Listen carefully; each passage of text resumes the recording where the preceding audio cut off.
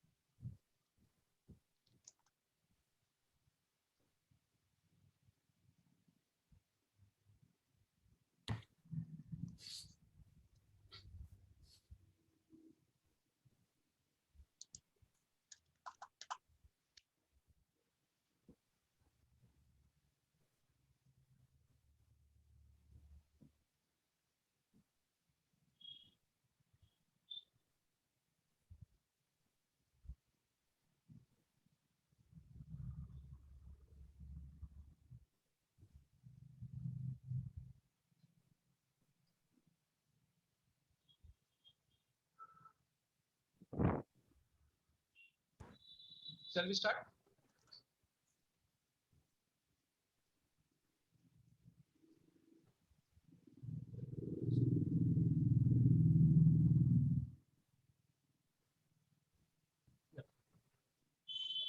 Shall we start? Just a minute. Just a minute. Yes. Welcome, friends. A very good evening to all the members. Hope everyone is very much fit and fine. Friends, we will agree that in this pandemic and lockdown situation, many things are going online. And with the online, we have merits and demerits also of online situation by banking and everything. So today we have a topic, cyber security, safety tips and legal remedies. We have esteemed 3 speakers today.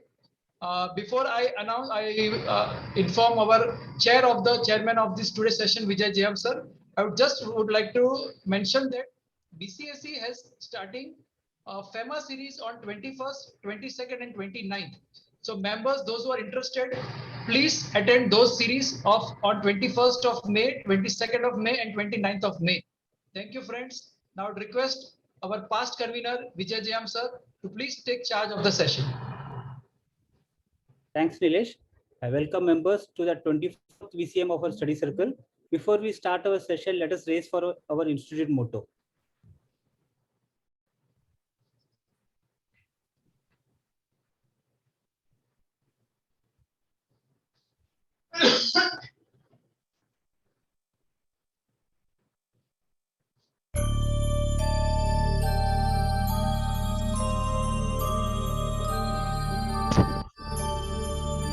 य एष सुप्तेषु जाग्रति य एष सुप्तेषु जाग्रति कामं कामं कामं कामपुरुषो पुरुषो निर्मिमाणः निर्मिमाणः तदेव शुक्रं तद्ब्रह्मा तद्ब्रह्मा तदेवामृतमुच्यते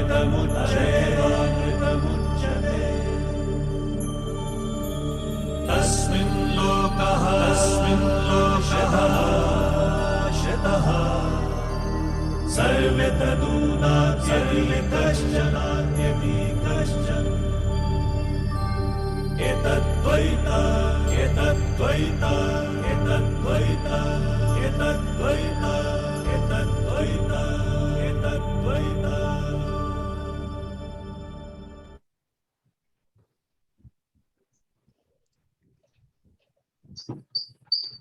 Welcome back, members. In today's scenario, where there are cyber threats, every day in the newspaper you study something or other relating to hackers. Why this is happening, where we lack, and what are the precautions we have to take. For that, we have kept a special seminar today on cyber security, some safety tips and legal remedies. Before I request our speaker to start the session, I would request our past convener Kinjal Shah to give his keynote address on how this topic has come to the study circle level and how and what all steps he has taken to plan this topic. Yes, Kinjal, over to you. Thank you. Friends, what has happened is in the current scenario where everybody is working from home and we have been doing a lot of online transactions, not only on the professional front, but also on the personal front. And as Vijay has rightly said, we have been receiving news in the media on a regular basis that somebody's account has been hacked. He lost so many money. I mean, so much of money. We have also come across instances where chartered accountant's data has been hacked, and then he had to pay that ransom money to get back his data. And especially in the SME firms where we were discussing, in the SME firm, the IT, I mean, the technology platforms are not so strong. The proprietors are not so, I mean, technically so strong to understand the nuances of the cybersecurity. So what, and while we have in our study circle group of people who may be extraordinarily expert on the cybersecurity aspect, and they themselves may be implementing it, so they may want to study it more. But apart from that, as professionals, while we are dealing with client data and we are working from home, while our staff is working from home, we need to understand the basics of IT security, what basic precautions we can take on the professional front as well as on the personal front to avoid any situations where our data is hacked, or we are asked to pay ransom money, or we lose out the data, the client's data, especially those entities who deal with listed companies, or who are dealing, or auditors of defense organization, or such kind of organization. They may be in possession of very sensitive data, which at no cost we could, I mean, afford to lose it out to hackers. So those are the basic concepts as the professionals, what we should be doing, how we should be protecting ourselves as an organization. Apart from that, what we thought is that if something happens tomorrow, what is the recourse that is available? So as chartered accountants, or as a normal professional, there are a lot of citizens who come to us for help, saying that, sir, this is what has happened to somebody stole my credit card, not physically, but through those UPI apps, or call, I mean, where they call up and they get those data. So what we thought is important is that as professionals, we should know what is legal recourse available. I welcome Advocate Nappinai, who has just joined in. Welcome, madam, to this meeting. We are just about to begin, and welcome again. So Nappinai, I was just giving a brief, and then Nandan will start with the session. So you are just a dot on time. As advocates are known for that. So thanks for being on time. We may accept multiple briefs, but we always ensure that we are there for the hearing. So yes. So friends, what is important is we should know what is the legal recourse available. So the first thing that we encounter is the law enforcement department. When we want to lodge a complaint, the first step is to go to the law enforcement department. And there are various hurdles because we don't know what to do.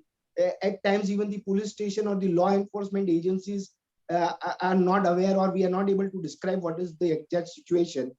So we have somebody from the police department, who is the DCP of the cybersecurity team, who is going to address us today. And once the matter has traversed, the investigation is complete, or the matter reaches the court, you also need to know, I mean, right at the investigation stage while lodging a complaint, you also need to highlight what were the issues, what were the provisions of law which would protect you. So we have a renowned Supreme Court advocate who specializes on the cybersecurity, Ms. Nappinai, who is going to deal with those issues on the cybersecurity front, I mean, the legal aspect, which covers the the Code of Criminal Procedure, the Information Technology Act, and various other, the acts which encompasses and protects the personal data and security of a citizen. So this is what is this entire program about. Thanks to Nilesh and the entire team of BCSC who helped me envisage this program, and we were able to have an encompassed and a complete 360-degree view, right from a professional who is a cybersecurity professional, a DCP from the law enforcement agency, and a Supreme Court advocate. So it's going to be a wonderful learning session today. And I welcome you all to this session of Borivali Central CP Study Circle on cybersecurity. Over to you, Vijay. Thank you, Kinjal, for sharing your views on the various threats which are which we will be like to face and how we have to overcome that. let us go to the seminar. I will now request our committee member Ravi Soni to introduce both the speakers. Thank you, Vijay sir. It is my pleasure to introduce today's speaker. So today's first speaker is Nandmohan Shenoy. Nandmohan Shenoy is a certified data private solution engineer, CDP, SE, and CISA, both from USA. He has possessed the banking qualification CAIIB from India and is also a lead auditor for ISO 2000-007 2013. He is a seasoned banking and information security professional with more than 30 years of experience in the entire banking and financial services and insurance BFSI segment with deep understanding of business, operation, technology, information security, and cyber security. Before venturing out as an entrepreneur in 2007 to start his own venture, Best Fit Business Solution Private Limited, he has held leadership position in 3 different banks across multiple verticals like operation, information technology, and business and product like private banking, mutual fund, insurance. In the following bank like PNB Paribas India, Global Trust Bank, and Bharat Overseas Bank. He closely worked with the board and senior management of the bank NBFC Insurance in the InfoSec and cyber security domain. He is also corporate trainer in the field of InfoSec, cyber security, and legal compliance. He has trained more than 1,000 plus personnel in the last 3 years on the various aspects related to the same. He is a popular quiz master of ISACA Mumbai chapter and also moderator for many of the conferences. With this brief introduction, I request now Vijay Jain, the past convener of Borivali Central Study Circle, to present an e-momento to our first speaker, Nandmohan sir.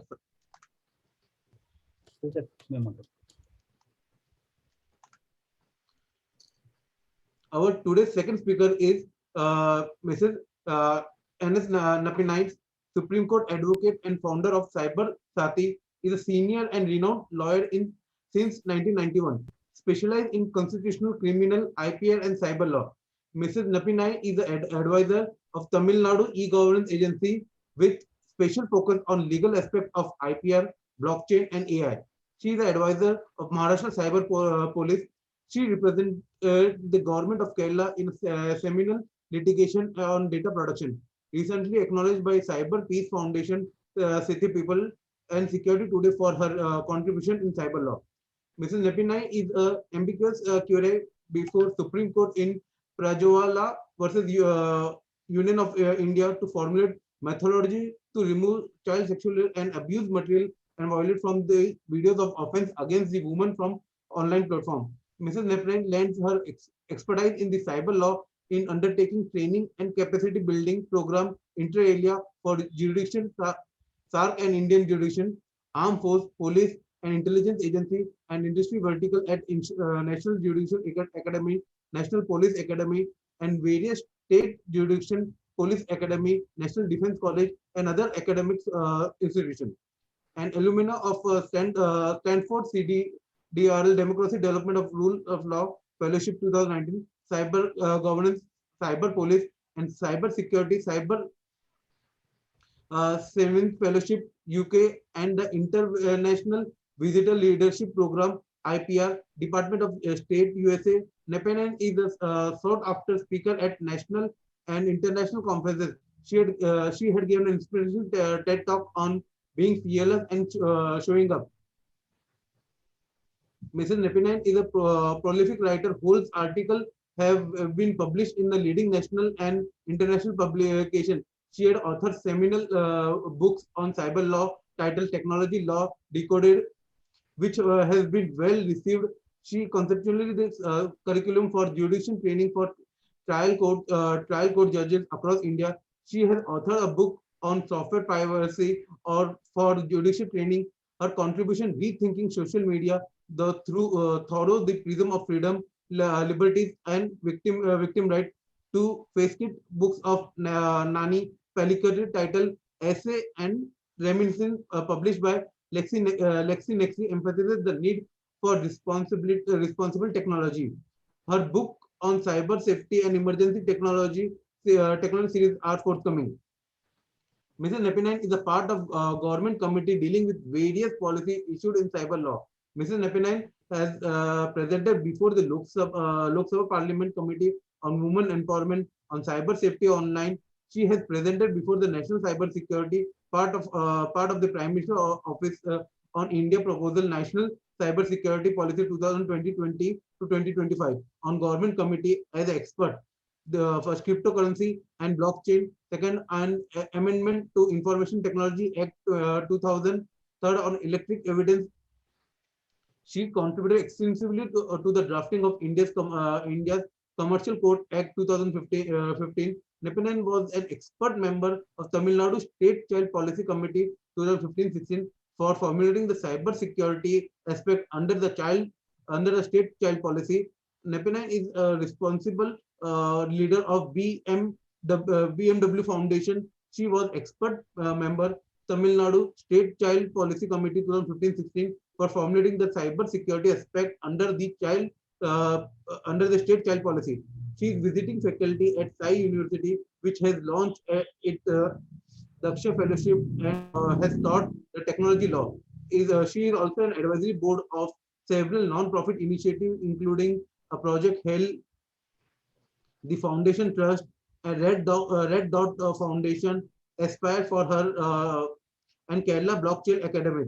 With this brief introduction, I request C. Vijay Jain, past convener of Borivali Study Circle, to present a memento to our second speaker. On behalf of BCSC, we present a memento to you, madam. Now I request our first speaker to start the session.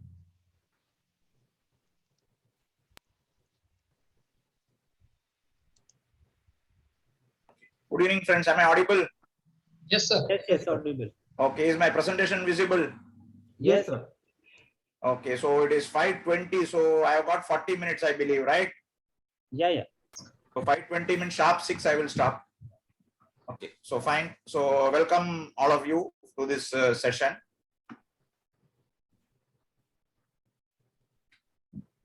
So just start the presentation. Okay, so the topic for today is cyber security for small and medium CA office. So as the introduction was done, I will talk more on the technological aspects. Advocate Nappinai will talk about the legal aspects, and then the law enforcement aspect, the third speaker is going to speak. So today's, before we start, there are certain hygiene checks. The polls are working or not. Chat window. So all of you have to be on mute. So chat window check. So I've already seen a chat is coming. And another most important thing before we start, as I always talk to my chartered accountant friends, this study circle, I've got my own trademark. Maybe I should register for that trademark. As I always say, is listening is not learning and talking is not teaching. So when you are coming here for the study circle, it is not in a listening mode. We are all in a learning mode. So when you are in learning mode, you have to take notes, you have to cross-refer, etc. So that is very important. So whatever we are talking is something which has to be gone and implemented in your offices. The next point is the views expressed in this presentation are purely my views and not that of the company. You may agree, you may disagree to agree or agree to disagree. And that as the entire section is recorded, the participants, this also will get recorded. So then all of you have to mute, unmute. So there is something called a hand share, raise your hand, all those things you have to do. So everybody is on mute. If any question is there, I will take it in the end. I will not take it in between because the flow will be lost. Maybe 5 minutes after the end of the session, I will take any questions. You can raise your hand. They will unmute you, or in the chat window, you can do it. So today's session is, I have classified into 5 separate categories. So the first one is cyber introduction. The second is what are the recent cyber attacks. Then the third one is what are the popular attack vectors. And then we have got what is called the rainbow principle for CAs. So this is what I have done for you people. This is the most important take homes or the action points. So agenda number 4 and 5 is action point. 1, 2, and 3 is more of theory to understand the bigger picture. So the rainbow principle for CAs is what we are going to talk about. And then we will also talk about how to report incidents and cyber crimes. So these are the 5 things which we are going to talk about in the next half an hour to 40 minutes. At the end of the session, there is something called quiz, like our KBC. I will talk about more in the end. So if you look at the word cyber, all of us hear the word cyber, cyber, cyber. So there is something called the etymology. Etymology is the science of origin of words. So if you look at the word cyber is a prefix. This word cannot exist alone. So it is called a prefix, and the meaning, it comes from the back formation called cybernetics. So you have got cyber city, you have got Cyberabad, etc. So cyber is a word which does not exist alone. Cyber means something to do with technology, electronic communication, network, and virtual reality. So when we talk about cyber, the three pillars of many of them are DSAs here. So the DSAs know that what is CIA, confidentiality, integrity, availability, and then we have got what is called as reputation. I am not looking into the chat now. One of you will be moderators will be looking into it, please. Okay, I will not be seeing. I'm getting some chats. I will not be looking into it because my flow will be affected. I will look at it in the end. Now, so if you look at cyber, why it is the top there is something called a Global World Economic Forum, which many of us are aware of it. There is something called a Global Economic Forum and the Global Risk Report. Every year they come out with the risk report as far as this is concerned. So if you look at the risk in terms of technology risk, cybersecurity is continuing in the last from 2018 onwards to till 2021 World Economic Forum report. If you look at it, happens to be the top technological risk. So that is one of the top of the mind recall. Then we come to what is called as the next. There is something called Global Cyber Security Index. The way we have got what is called as the ease of doing business. Similarly, there is something called Global Cyber Security Index. And in that Global Cyber Security Index, the rank of India is 47. So you have got countries like United Kingdom, USA, France, Lithuania, Estonia in the top 5. So we are number 47 in terms of maturity and as far as cyber security is concerned. So it is a lot of work, hard work has to be done by we as a nation to increase this. The way we are struggling and bringing up the world, the ease of doing business, lot of things have to be done from our front as a nation to increase this ranking. Now, so can we launch the polls, please? Now, so before we go into it, we can have a small poll. Okay, so why with this background, we need to understand what are the reasons for increase in cyber attacks. Multiple right answers are possible. So you can, there are multiple right answers in this.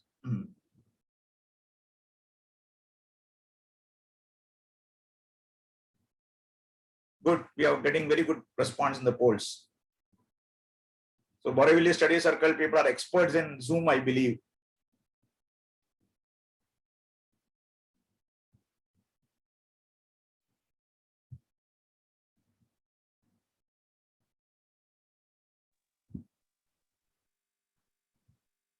I think necessity is the mother of invention. We had Very never good, very good, online very good, programs. very good. Okay, good, good. So in just in 2 minutes, we could get 100 responses is not bad. Less than 2 minutes.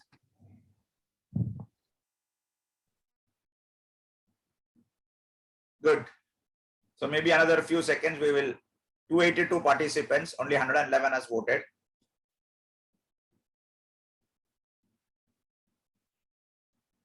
I think we can stop the poll in another 10 seconds. 10, 9, 8, 7, 6, 5, 4, 3, 2, 1, 0. Okay, so we have got the first answer. So the cost of communication, only 16% have said it as right. Then the application moving from intranet to internet is 42%. Then hacking tools as a service is 52%, and proliferation of the darknet is 30%. Maybe we will see as we go along, because these are the 4 topics which we are going to discuss. Can we have the next poll, please?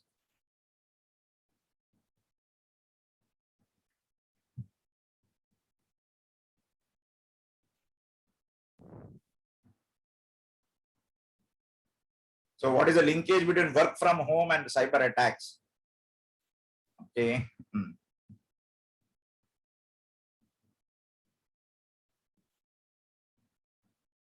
Okay, so good.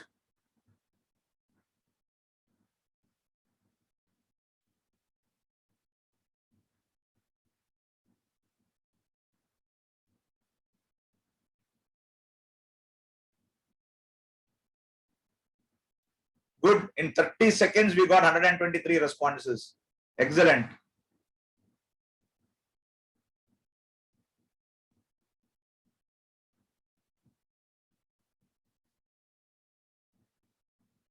Very good. So 10, 9, 8, 7, 6, 5, 4, 3, 2, 1, 0.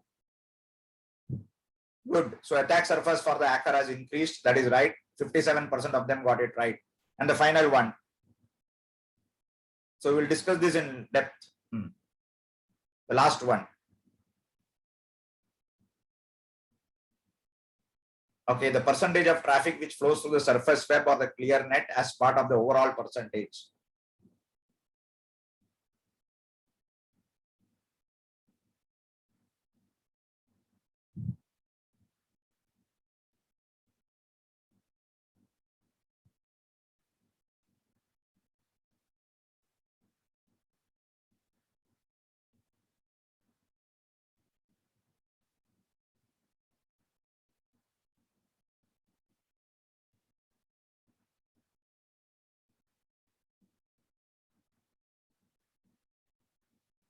Good. In 45 seconds, we got 140 responses, which is excellent. We'll stop in another 10 seconds. 10, 9, 8, 7, 6, 5, 4, 3, 2, 1, 0. Okay, so this people have fared very badly. So it is 3% only got a right answer, which is less than 15%. You will see that. Thanks for the poll. So let us proceed. So now, so one of the reasons what we saw is this. Can I stop the polls? Please close the polls. Okay, fine. So one of the reasons, as you saw in the poll, one of the most important reason is the cost of communication. I don't know how many of you remember when the mobile phone came in the 1990s, the cost of per minute cost was 20 rupees. Now in 20 years or 30 years, the cost from 1990 to 2020 is gone to something like 5 paise. The cost is so one of the basic reason why the cyber is because of the cost of communication. All of us are, there is a research which says that in India, there are more mobile phones than toilets. That was a WHO response to that. So that is one of the reasons, which is the most important reason why this cyber is happening, is because of the cost of communication. The second point is the intranet versus the internet. So once the cost of communication became cheaper, all organizations started moving their applications, etc., from the intranet to the internet. This is the second reason. And as somebody said, is that the cyber hacking as a service and tools are also available left, right, center. There are very easily tools are available, and there is something called ransomware as a service, RAS. And finally, as we talked about work from home, the main question, which is what is the reason, is the massive explosion in on the attack surface. So if a hacker in earlier days had 1,000 probability or 1,000 options to do an attack, with the work from home situation, it has become exponential growth. So this is one of the most important reasons, is the attack surface increase. Now you will be surprised to see the global ransomware attacks. And there is a very interesting, this one given by this Sonic Wall. If you look at the statistics, it is very, very interesting to note the statistics.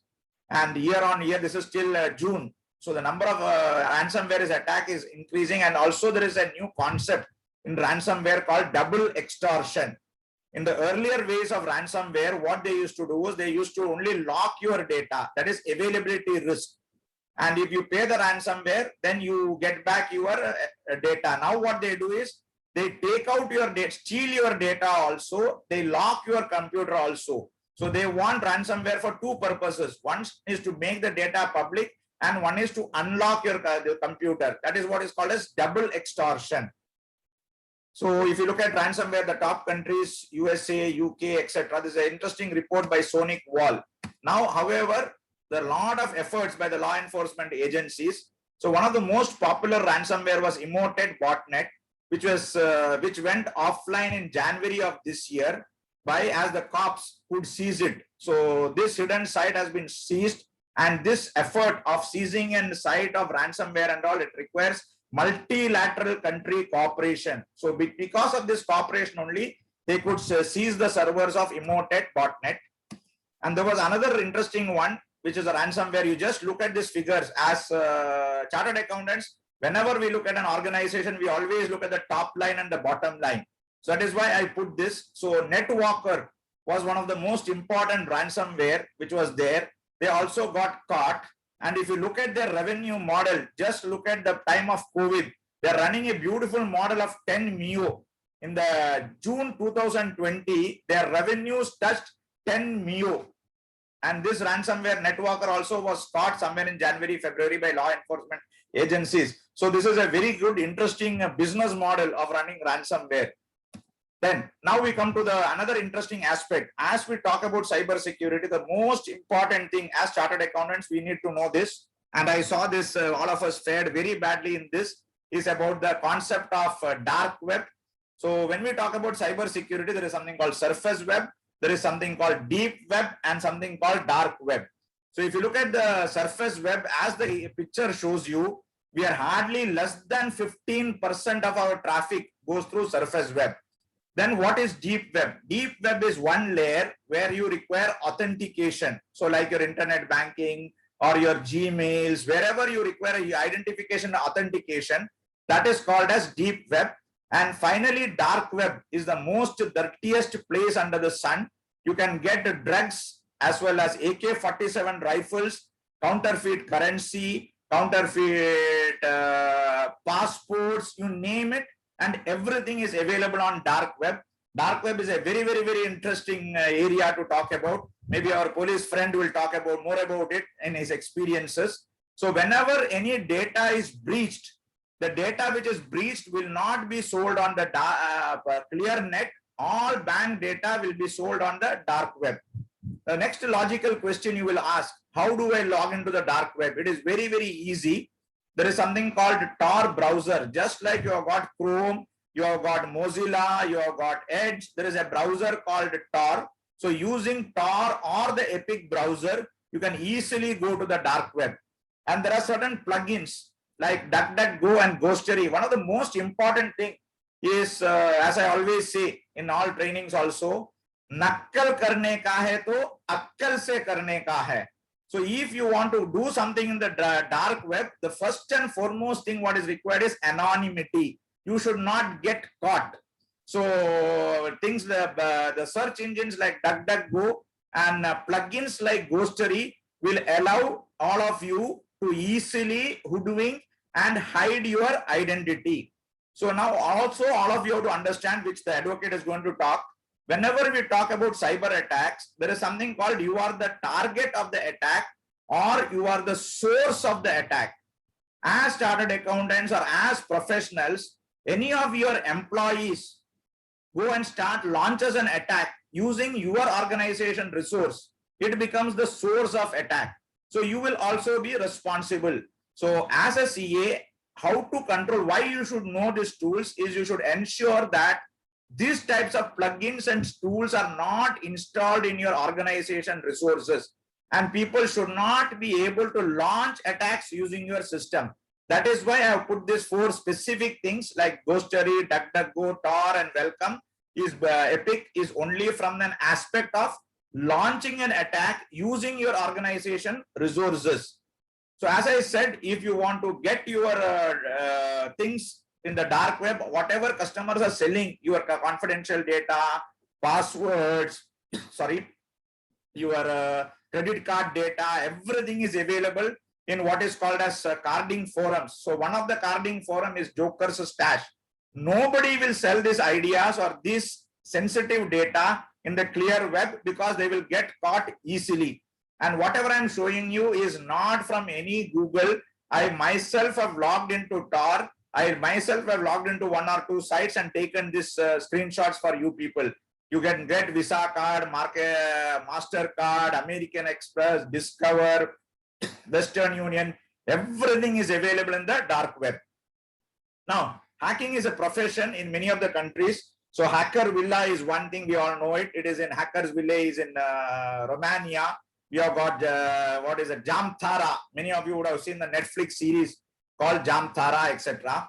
So the next topic which I am going to talk is about recent cyber incidents. So as I always say, CA is so busy with the GST, income tax, every day something new comes, SEBI regulations. Day by day, you are so engrossed in your day-to-day activities because after COVID, there is no stability. Every day there is a new jhatka from GST, one jhatka from TDS, and then we get so engrossed in all our daily activities. Where do I have time to think outside the box? So we all become Kupa Mandukaha. That is why I put this photo of Kupa Mandukaha.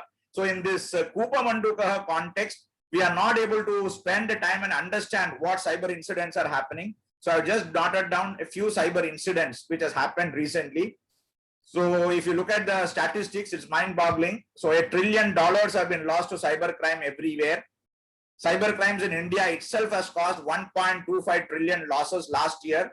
And if you look at the number of cases as per the certain site, in 2018, cyber cases was 1.59 lakhs. In 2019, it became 2.46. In 2020, it became 2.9 lakhs, which is almost 795 incidents per day alone. And these are all reported incidents. What about the unreported incidents is a food for thought for all of you. Now, so if you look at the cyber attacks, both internationally and as well as in India is the lower bottom where we know Dr. Reddy's, then we have got Orange Burfi, then we have got Big Basket, then we have got Mithas. We also heard about the Just Pay data leak. These are all the local Deshi ones. And the Videshi ones, all of us know what happened recently, hardly 10 days back, is the Colonial Pipelines. Entire gas supply in US was hit because of a ransomware. Then we also had Florida water treatment attack in February, where somebody tried to contaminate the drinking water. And all of us are aware of the FireEye and the solar winds, which happened somewhere in November, December. So almost every day, day in and day out, you see cyber threats happening. So we have to be very, very alert. So again, I'm going back to the Sonic Wall report. If you look at it, they have classified the cyber attacks into 6 categories.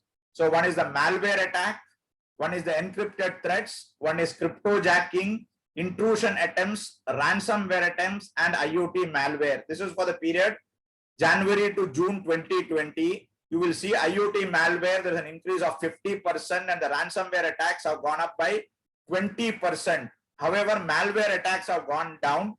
And intrusion attempts, if you look at the percentage, one is the percentage and one is the absolute.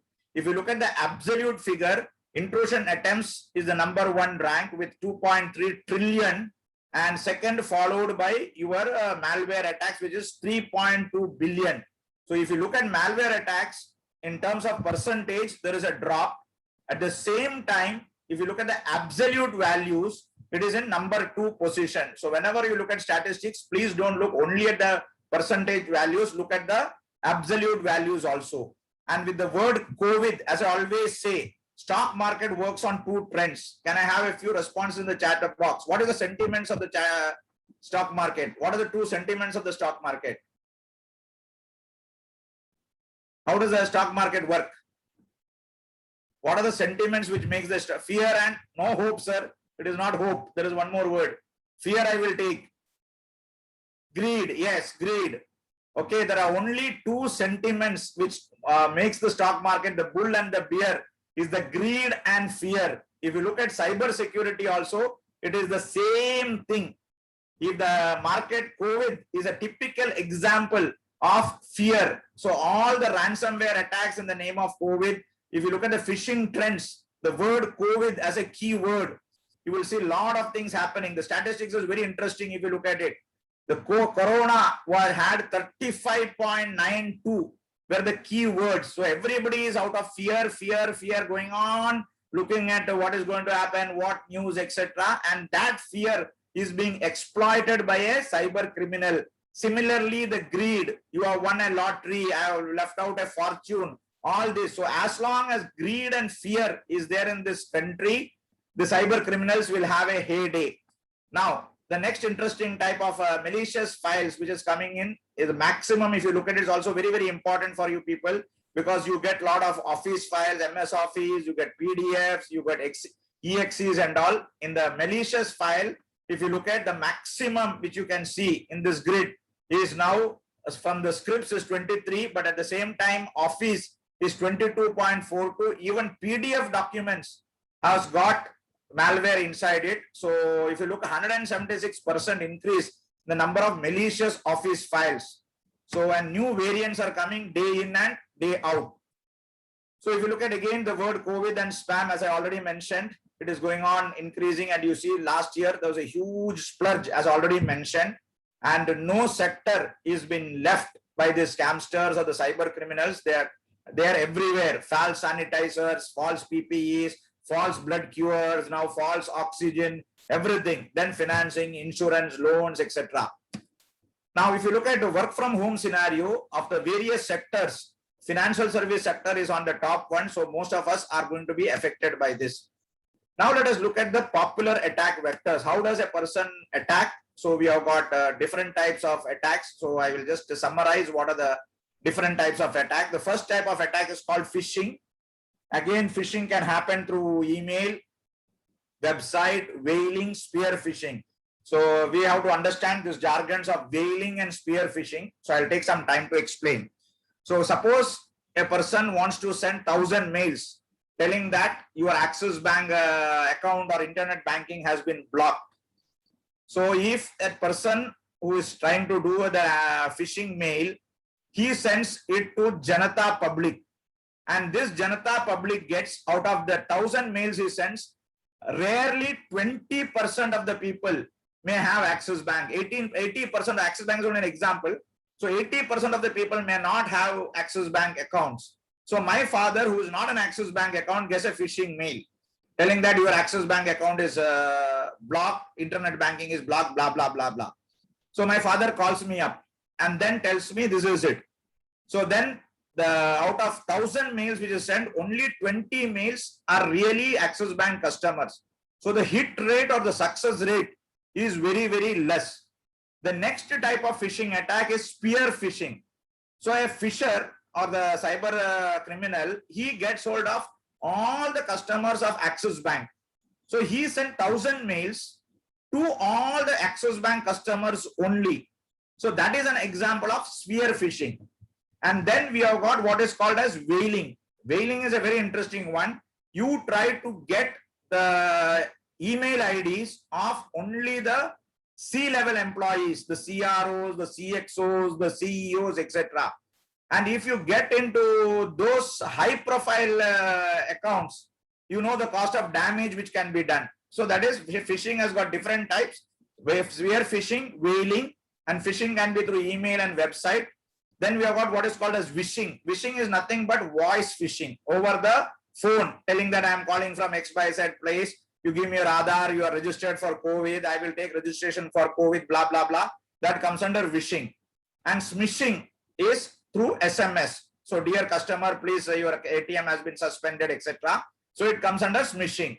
Then we have got website defacement, which all of us are aware. Then we'll talk about something about Trojans.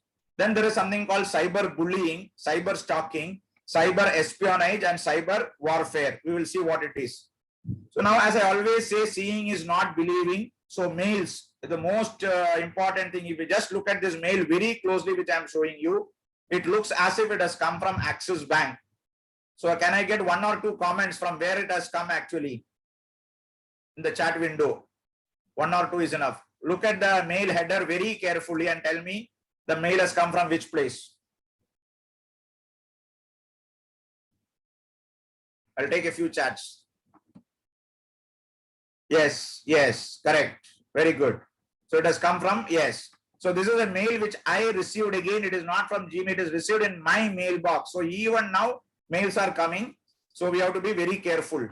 So whenever we receive a mail, even to see the natural language, when this person is sending a mail from Hubballi, in Hubli is in Karnataka, even his footer of the email looks so original.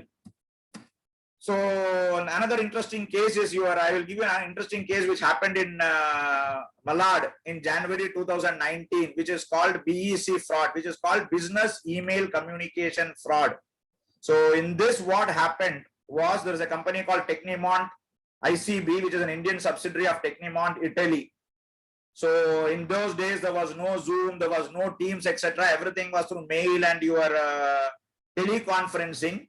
So these hackers got into this site and said that we are CEO from, this is whaling, this is example of a whaling. The CEO is talking from Milan, which is Italy, that we are going to do some acquisitions in China.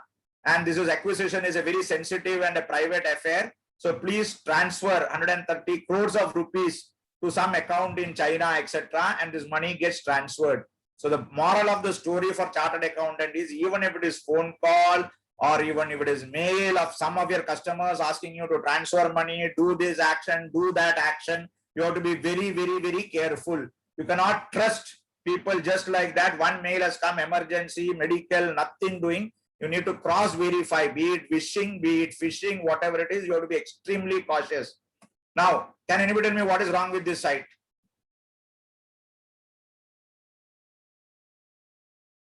One or few chats. What is wrong with this site? What is wrong with the domain? Okay, HTTP is okay. More than that, yes, that is the answer I'm looking at. It should be gov.in. It was not gov.in.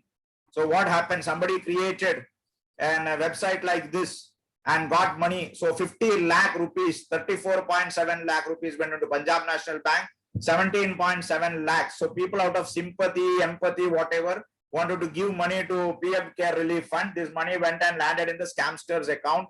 And you'll be surprised that there are 1.4 million phishing websites which are getting created every month. So moving on. So there are certain tools like RSA, IZoo, Fish Labs, etc., which takes care of this sort of phishing events.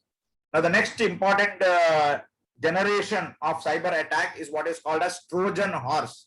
So if you hear about Petya, non-Petya, emoted, bad rabbit are different. It's like your ice cream variety. They're all not different variants. They're all called Trojan. So what you see in front is a Trojan horse.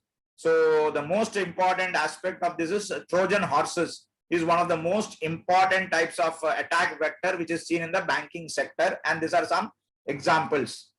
Then there is one more vector which is very important as chartered accountants. Don't think somebody hacks into your system, the data goes out immediately. They are called what is called as advanced persistent threat.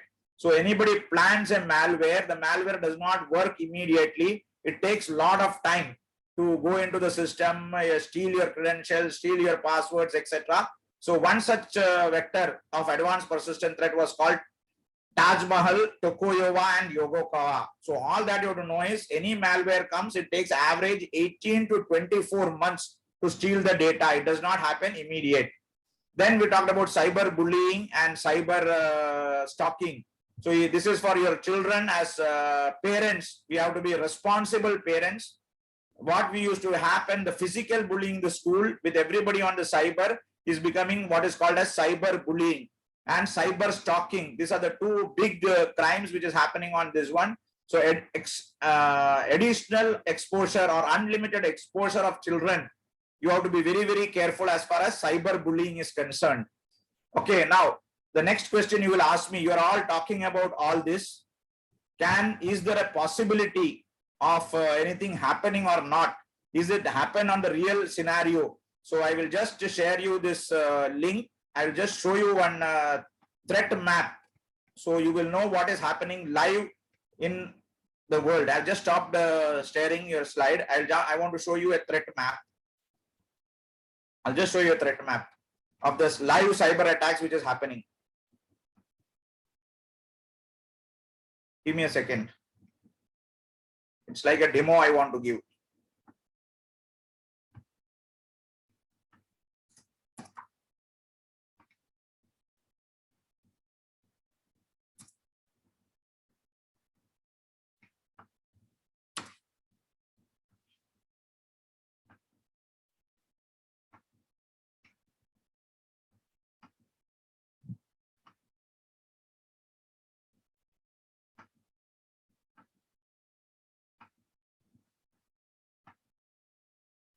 Is my screen visible? One or two chats? Yes, sir, visible. Okay. Just have a look at this to understand what I'm telling is happening or not happening. This is what is called as live cyber threat map. As on date, 1.66 crores of cyber attacks have been detected by this checkpoint firewall. See from which country to which country it is flowing. And this is for one device manufacturer like Checkpoint. So you have got McAfee's, you have got Sonic Wall. If you aggregate all those things, can you think the amount of cyber attacks on the different things which are happening? Red means ultra high risk.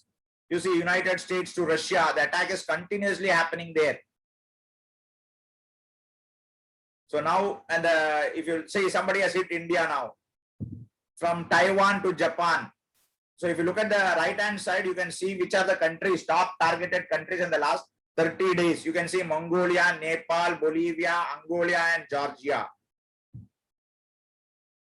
So you see Trojans, what I am telling, Trojan Win 32. On the left hand side, if you see the attacks on the red button, you can see which is going up the screen. You can see the type of attack which is happening. So don't think this is what we are discussing in all textbook style and it's happening only in the textbooks. So I've shown you what is happening in the live, this one. Okay, fine. So now we go back.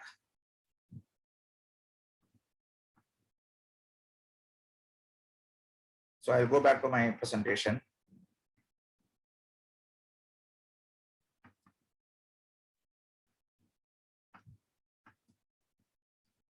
Okay, so we come to end of that. Now we talk about most important is for you people what is to be done, which I call the rainbow principle.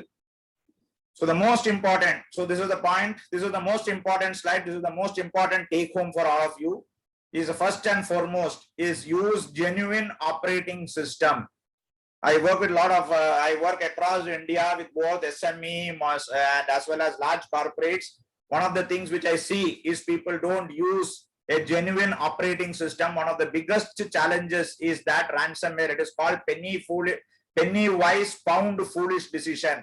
So first stop is whatever operating systems you are buying, please for heaven's sake, let it be genuine. Don't be penny wise pound foolish. Second, even if it is genuine, people forget to apply the patches. Patching the operating system is very, very, very important in the cyber security scenario. That is one. So first of the rainbow is done. The second of the rainbow is implement firewall as well as VPN. So if you are having organization, your the company's firewall should be there on either on each device. You got something called Windows Defender, which is coming, or you can get even a lot of things are getting 300, 400 rupees annual subscription you are getting. So please go and install it. And now when the work from home scenario, there is something called VPN. All connections to your main server should be through VPNs, as one of the question was there in the quiz question. Next, most important, you have got laptops, desktops, everything. You give administrator rights. For heaven's sake, for a cyber attack to happen, there is something called all attacks don't happen on all surfaces. Certain specific attacks require what is called as an administrator access. So your laptops and desktops having administrator access, the probability of getting hit by all this ransomware, malware and all is high. So if you are using Windows, create 2 users, keep administrator rights only with you, and then you create an individual user for your employees. This is rainbow number 3. Rainbow number 4 is awareness amongst employees. Your employees also should be treated, trained, made aware that there is something called cyber, this one. You should make them sensitive to data theft, etc. Then restrict download of any type of software mail attachments. That is also very important. Then passwords. This is very, very, very important, which I see when I go to many of the chartered accountant friends' office, is that security is a culture, security is a habit. Even if your client puts a password and sends you the tally, you import that tally into your system and remove the password. I don't know what is the mental psychology for that. So customer data is very, very sensitive. Please have tally passwords for every client. It may be painful. So as I always say, the next trademark is risk versus control. People sacrifice control for the sake of convenience. Convenience versus control. There is no two-way. Password has to be put, means password has to be put. Because you are not sensitive, you are not understanding the relevance of it. This can be a catastrophic incident. So please insist on every client account you have what is have password. The second problem with that, have password and keep password in an Excel file without password. So you open an Excel file, everything is seen. So there are something called password walls. I would strongly urge all of you to have password walls as a practice in your organization. And the last one of the rainbow is please take regular backups. Again, I'm telling you, this is a habit, this is a culture. As you are a small organization, if there is a ransomware attack or something like that, restoring a backup is the most beautiful way of coming out of the situation. That also I have seen, it is very much lacking in organization. This is a matter of discipline. And what I used to do in my organization, about 7 employees or 10 employees, I fixed the responsibility of taking backup to one person. Monday, one person, Tuesday, one person, Thursday, one person. Backup has to be taken, means it has to be taken. And I also take backups. Now cloud is there. Earlier days, cloud was not there. We used to take backup on an external device. Every Friday, I take the disk from my home to the office, make the person copy all important things on the disk and take it home. Keeping the backup there itself is another foolishness. So these are the 7 rainbow principles to be safeguarded from a cyber attack. So this is the most important. And this, as I said, Soch kar, samajh kar, dash kar. Does anybody know who's this one? This advertisement. Which company's advertisement is this? Soch kar, samajh kar, dash kar. Anybody? Yes, sir. From Borivali means all of us should know, sir. There is no life without trading. In many other forums, I ask people don't answer. At least from Borivali and Ghatkopar, I can get this answer. So, Soch kar, samajh kar, nivesh kar. I have changed it to Soch kar, samajh kar, click kar. Okay, this is the most important thing which you have to train your employees. Don't click on any emails which is coming. Okay, then some more interesting things which I want to talk about is simplest way is 2-factor authentication. You have to put it on all your devices, be it Facebook, Instagram, everywhere there's 2-factor authentication. No common password for financial accounts and non-financial accounts. Please keep different this one. And privacy risk, don't give your date of birth, mobile number, email ID visible to everybody. So this is some of the personal hygiene factors which you have to keep remembering. Okay, so now we come to the last part of it, is called reporting incidents. So as I always say, this is what our friend Nelson Mandela, he used to tell, the greatest glory in living lies not in never falling, but in rising every time we fall. So hope you, all of you know the other person. So I have changed this paradigm. It is not being about being attacked. It is all about how you respond to cyber attacks. So there is something called cyber security framework by NIST, which talks about the 5-step principle: identify, protect, detect, respond, and recover. So these are the 5 steps. So once that we are attacked, we should know how to respond. So there is a beautiful site called cybercrime.gov.in. So sitting at the comfort of your home, you have got 9 main categories of cyber risk which can be reported. Okay, our friend from the police department will definitely come and talk more about it, because he has got a lot of back-end data. All that we need to know is your online and social media related crime, online financial fraud, hacking, damage to computer system, online cyber trafficking, online gambling, ransomware, cryptocurrency, cyber terrorism, and any other crime can be reported sitting there. And within each of these 9 main categories, you have got subcategories, which I have shown in the right-hand side. Online and social media related crime. Then you have got online financial fraud. So this is all I have to tell you. So to quickly summarize today's session, as I always say, is be the change you want to see in the world. So you should have Soch kar, samajh kar, forward kar, Soch kar, samajh kar, click kar, have strong passwords, beware of phishing, have digital discipline from people, apply the latest patches, don't give administrator privileges, which I already told, reporting it, on the side of cybercrime, two-factor, and there is something called Rebit. And there is something on this. I request all of you to subscribe to the newsletter of Rebit.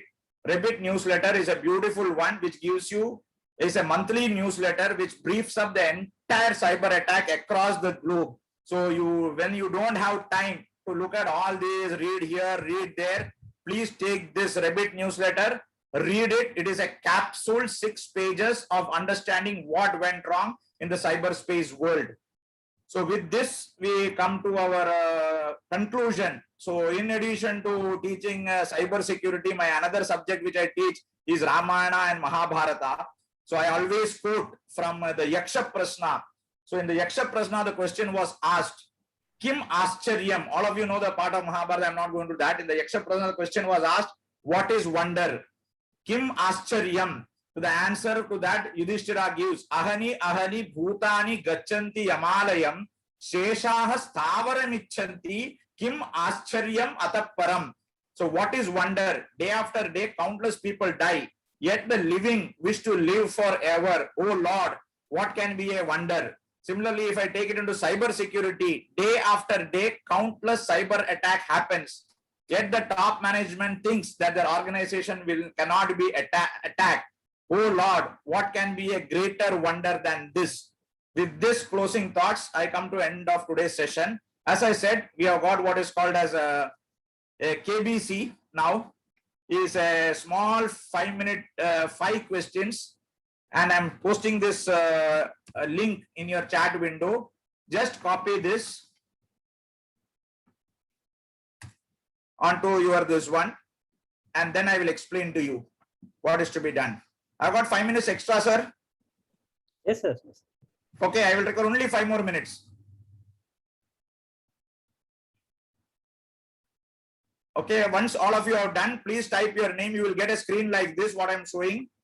You will get a screen like this. You have to type your name and say continue. So please reply to me once it is ready.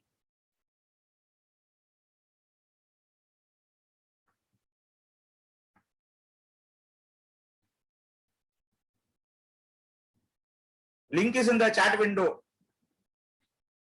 Zoom chat window. Have you received?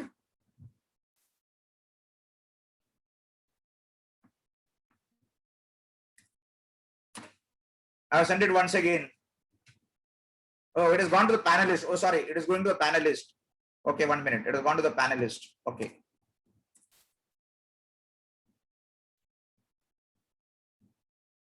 Okay. So 1 or 2 people confirm. Okay, and confirm that you are getting this screen. Now what is going to happen? Action is going to move out of Zoom. It is not in Zoom.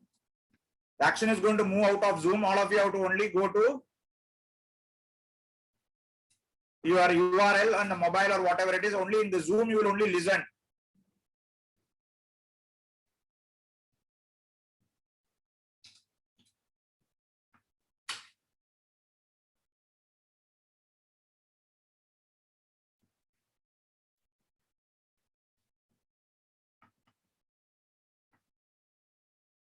Are you ready?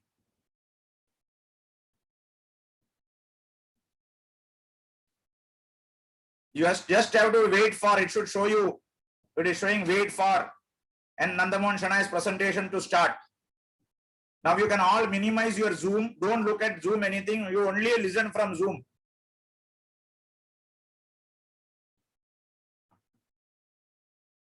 You only listen from Zoom.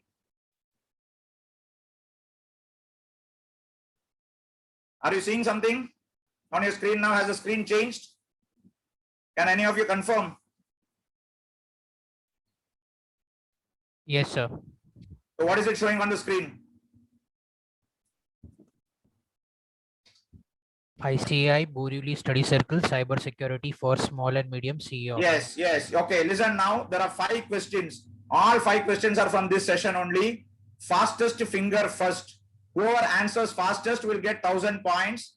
And then what is going to happen is you have got 30 seconds. Okay, question has not started. Wait, I'm just explaining. So first you will see the question, then you will see 4 answers. There is no submit button. You have to only click on the answer. If you're on the tab also, you only select the answer. If you're on mobile, just click on the right answer. There is no submit button. It will be open for 30 seconds. So like this, 5 questions we have got, which will be open for 30 seconds. So here goes the first question. So can you see the first question? Once you say yes, then only I will continue. Because once I start, the timer is 30 seconds. It is automated. Yes, sir. Question is Yes, sir. visible. Okay, here goes your answers. 30 seconds to answer.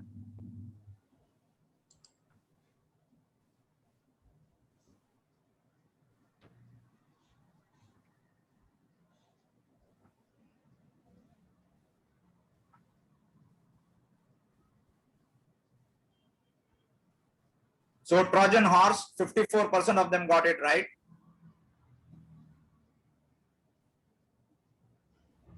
So the leader is now leading is Nilesh.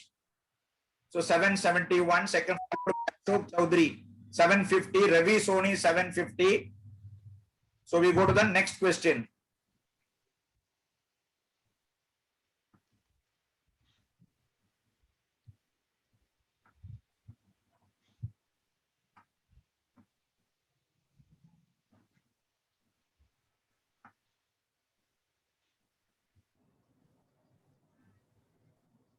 So here goes the answers.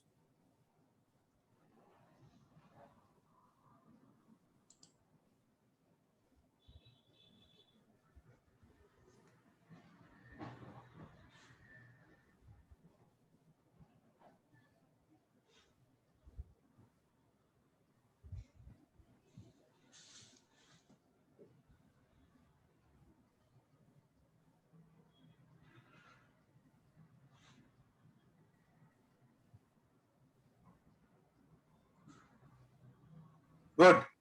96 people have answered it. So ransomware, intrusion attempts. Let us see how many of them got it right. Only 23% of them got it right. It is intrusion attempts. So now Bijal is leading with 1729. I don't know who is MS. Mohanish. Mitesh is 1729, 1729. Mitesh is 1708. Pujan Mehta and Mitesh on 1708 each. So these are the top 5. So we go to the next question.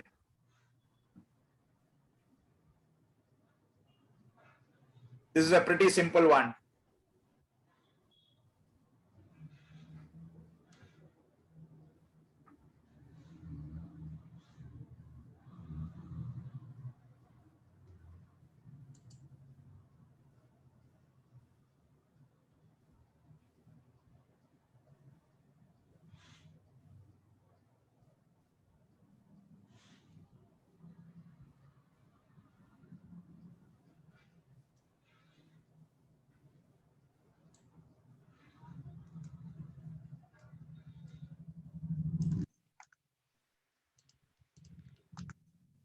Good. 93% of the people have answered it.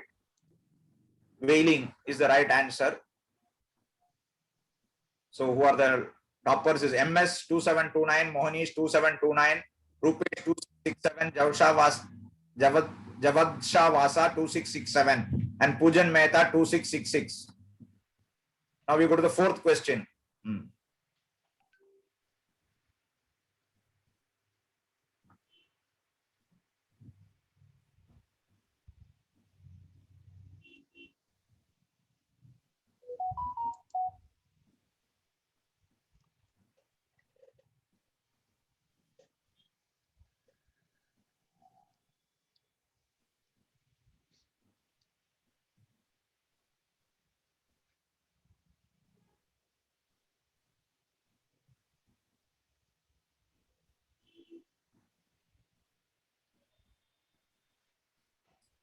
Okay, 94% of the 94 people have responded.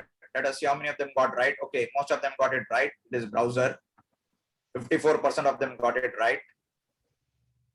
So MS is on 3729, Ashish Ruprelia 3646, Mohanish 3583, guest 491, I don't know who it is, and Pujan Mehta 3416. So we go to the last question of today's this one.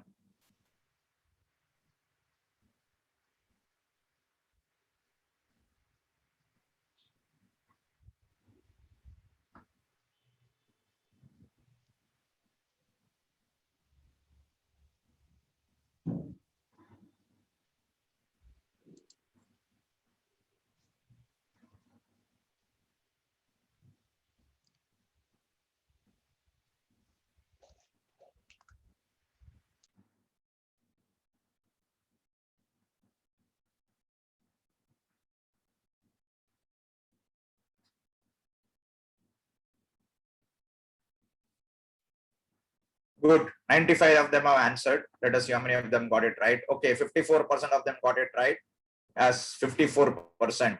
So now the winner is MS. I don't know who is MS, and Pujan Mehta is seconded by. Okay, so now we go back to our this one. So that's all from my side. I'll show the last. Okay, come to the. Okay, so this is done. Yes. So any questions, any answers, any question? Maybe we can take the question in the end. I'll be there till the end of this course. So I'll take any questions in the end. Okay, that's all from my side. All yours. Thank you, sir, for such a wonderful. Sorry for taking overshooting by 5 to 7 minutes. It's okay, sir. Now we have our second speaker. I request Madam to start her presentation.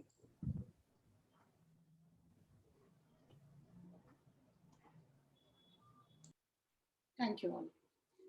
Very, very interesting session by Nandmohan. I don't have any polls for you. I don't have any quizzes, nothing. But what I decided to bring to the table today is some practical insights for all of you as practitioners. It may be something that will be relevant to you as users of technology. Secondly, in your role as a professional, and what is it that you may bring in? Am I audible, or somebody has said not audible? Audible, ma'am, perfectly. Yeah, thanks. So it must be, so for whoever it is not audible, you may want to check your connection then. So the second part of it is, what is the value addition you can give to your clients as a professional?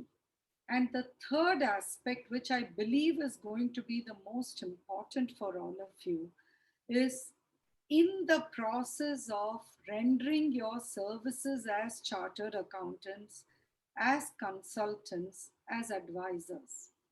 What is it that is permissible in law, and where is it that you may land yourself in trouble? So how can you protect yourself from even inadvertently committing some wrong?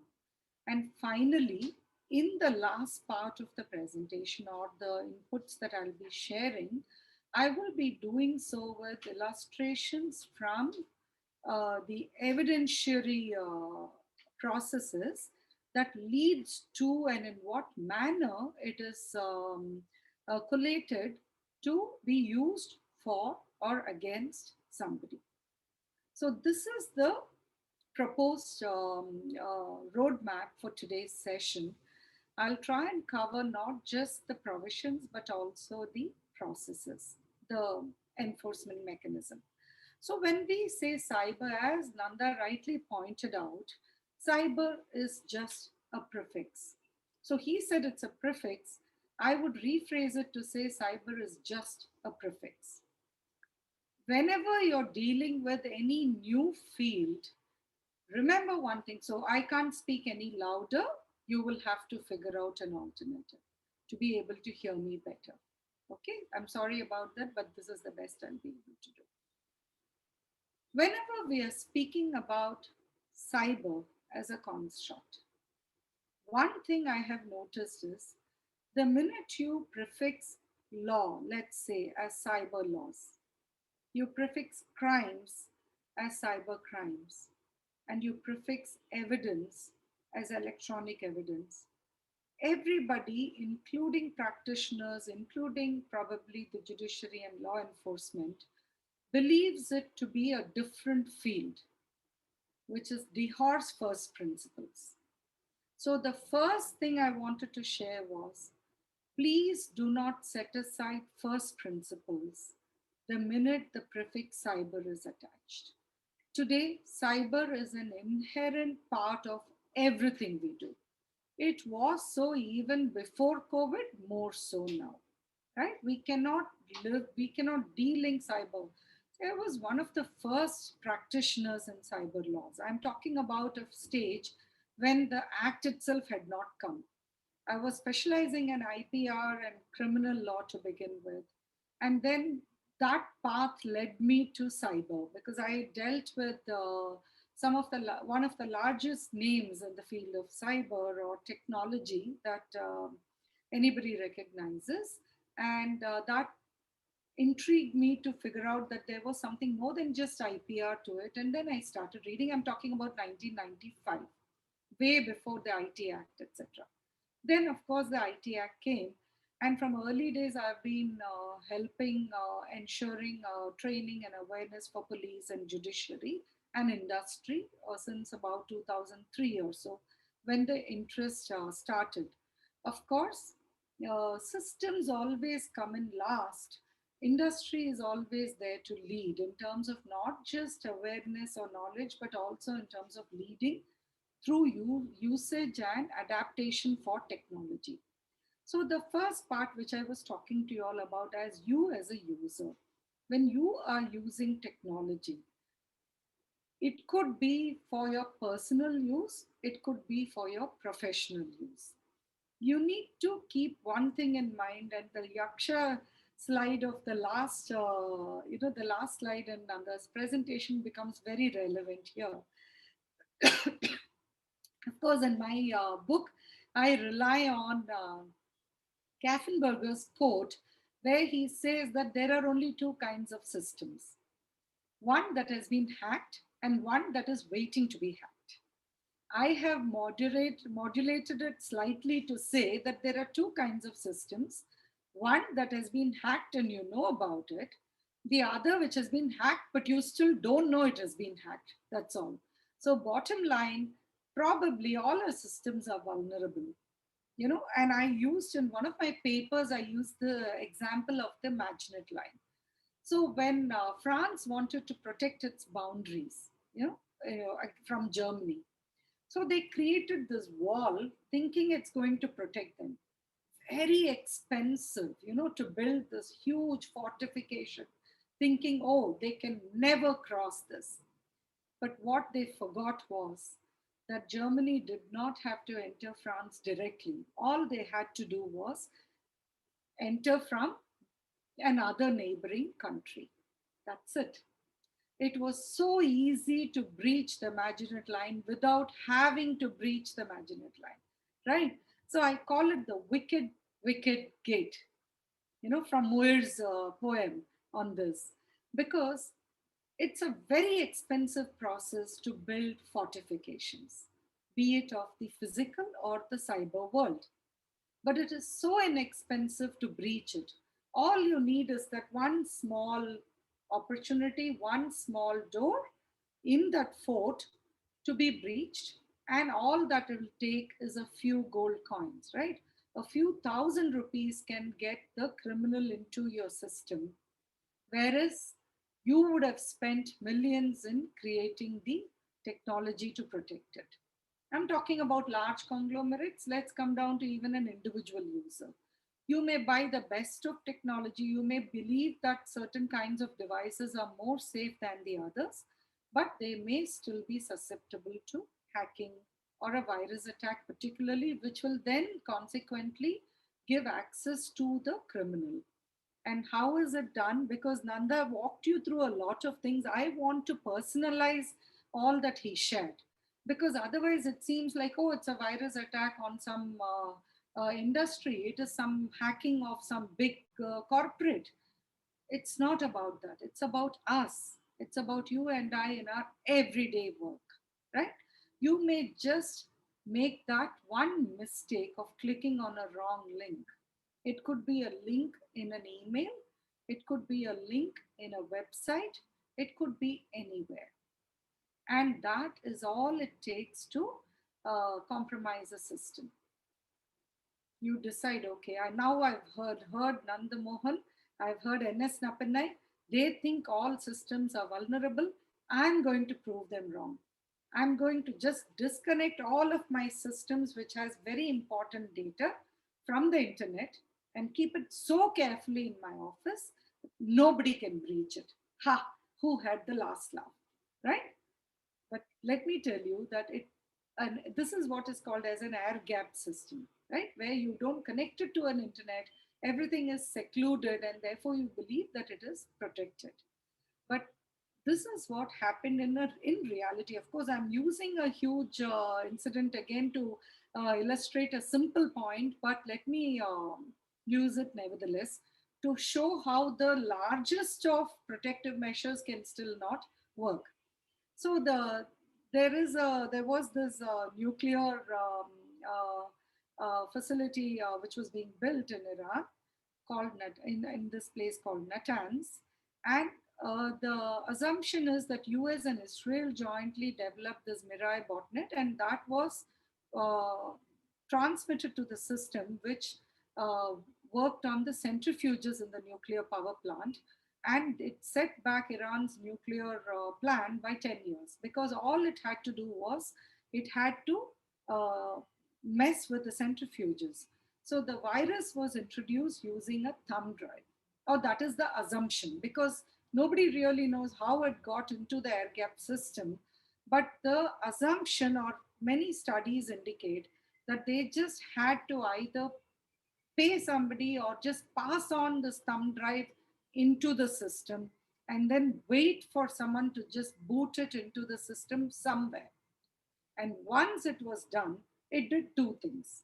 One is, of course, it made the centrifuges move very fast, and therefore, what would be the wear and tear over 10 years, maybe a decade or more, happened in 3 days.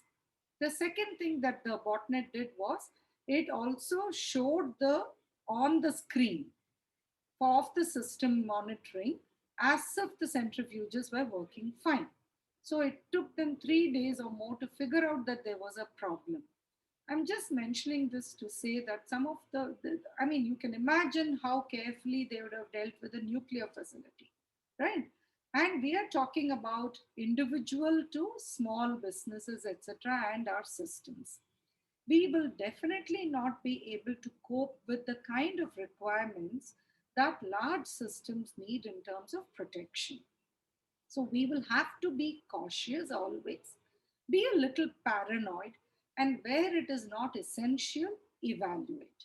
So don't just download any app, don't just use anything that you believe is, Nanda pointed out and used a lot of my statements. I always say, and you can see in a lot of my interviews and in the quotes I've given, that the world revolves on two things: fear and greed. So criminals will always use fear or your greed to capture you, right?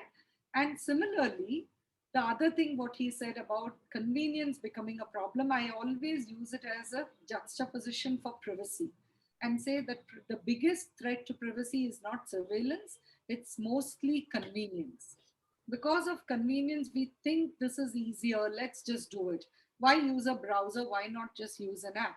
Why don't we just click through a link somebody has provided instead of going to a browser and entering a what do you call it, the site. So for instance, if you want to do your banking processes, instead of clicking through a link, go and enter the bank's name. The chances of you landing in a genuine site are higher than you doing it if you click through a link, right? So these are all basic measures you would be using as a user. Let's move in the given paucity of time. Let's move quickly to you as a professional. Madam, Madam, just a minute. I'm getting calls from the member. Can you check your laptop volume actually? It's perfectly fine for me. That's why I started off by asking whether I'm audible. Am I audible to you? No, man, even I'm getting very less voice from you. What about now? Uh, I've just moved the laptop closer. just check the sound volume in the laptop, no? No, it's high. It's on. It's 100%? Yeah. Yeah. Okay, then you continue. Yeah. Okay, thank you. So I'm just trying to move the laptop closer. Maybe that will help. Yeah. Yeah. So some people have said they are perfectly audible. So there may be a bandwidth issue for others. And I hope you're able to refer back to the recording in case you were one of the unfortunate few who couldn't hear clearly. So let's move quickly to the aspect of you as a professional. Now you are like, and I'd like to just move back therefore to the first part which I talked about, cyber laws. So early days when we were talking to, interacting, advising and helping in the evolutionary process of cyber laws for India, one of the first few things we worked on was for corporates. How does cyber impact compliances? How can you adapt technology for compliances? And in that adaptation for compliances, you also run the risk in terms of crimes. Nanda spoke about Trojan horses, etc. One of the classic examples we use in terms of cyber electronic evidence or proving of electronic evidence is, how do you decide who committed the crime? It's always the case where people say, it is not I, he did it, right? So the concept of what do you call it? Um, okay, I'm just getting distracted because there is this continuous stream of chat messages about audio. I'm sorry, I won't be able to help beyond any of this because my the external mic thing doesn't really work as well. This is the first time I'm hearing of this problem itself. I've never had this problem. I just came from another session to this and nobody had this issue. So my request is, let's not get distracted in terms of the audio messages on this. Let me just share some examples in terms of the actual cases which I've dealt with, or which will be relevant to you, particularly in terms of corporate crimes. Okay, very quickly. Cyber crimes, the practical aspects, let me just finish off before I move to the professional aspect for you. Cyber crimes, keep in mind that crime is not defined anywhere. Similarly, cyber crime is also not defined in any statutory book. So there is no reason for you to assume that cyber crimes are those that are covered under the Information Technology Act. The Information Technology Act does cover certain kinds of cyber crimes, but it's not an exhaustive list. You can invoke Indian Penal Code or any other special laws which has criminal provisions, and those may also fall within the broad category of cyber crimes. So do not assume that those 10 plus provisions listed in IT Act of hacking, virus attacks, denial of service attacks, or cheating by impersonation, identity theft, etc. are only cyber crimes. Of course, I'm skipping things like pornography and violation of privacy and all here, and cyber terrorism, of course, because that I'm assuming may not be relevant to you. Remember that if, and I'm now becoming a little bit more specific, take a tally account, for instance. Two different kinds of tally accounts are created. One which has the full details of actual accounts of a corporate entity, and another which may have selective information, right? Now, there were early models of tally which used to be very difficult to prove because it did not provide metadata. So it would be very difficult for us to show when exactly a particular entry was made, etc. But even that we were able to overcome through practical, countermeasures. Now here is a very interesting case. So the search and seizure was done at a corporate entity, and these are all actual tax cases, okay, which I'm sharing with you. Now the search and seizure gave the IT department the access to all the computer devices in the company. Now the computer devices disclosed certain kinds of accounts. Excel, okay, they actually relied on Excel entries which were extracted. And there was absolutely nothing wrong per se on the face of it. And then through deeper forensics, they were able to find a lot of hidden files. Now, some of the hidden files were just password protected files.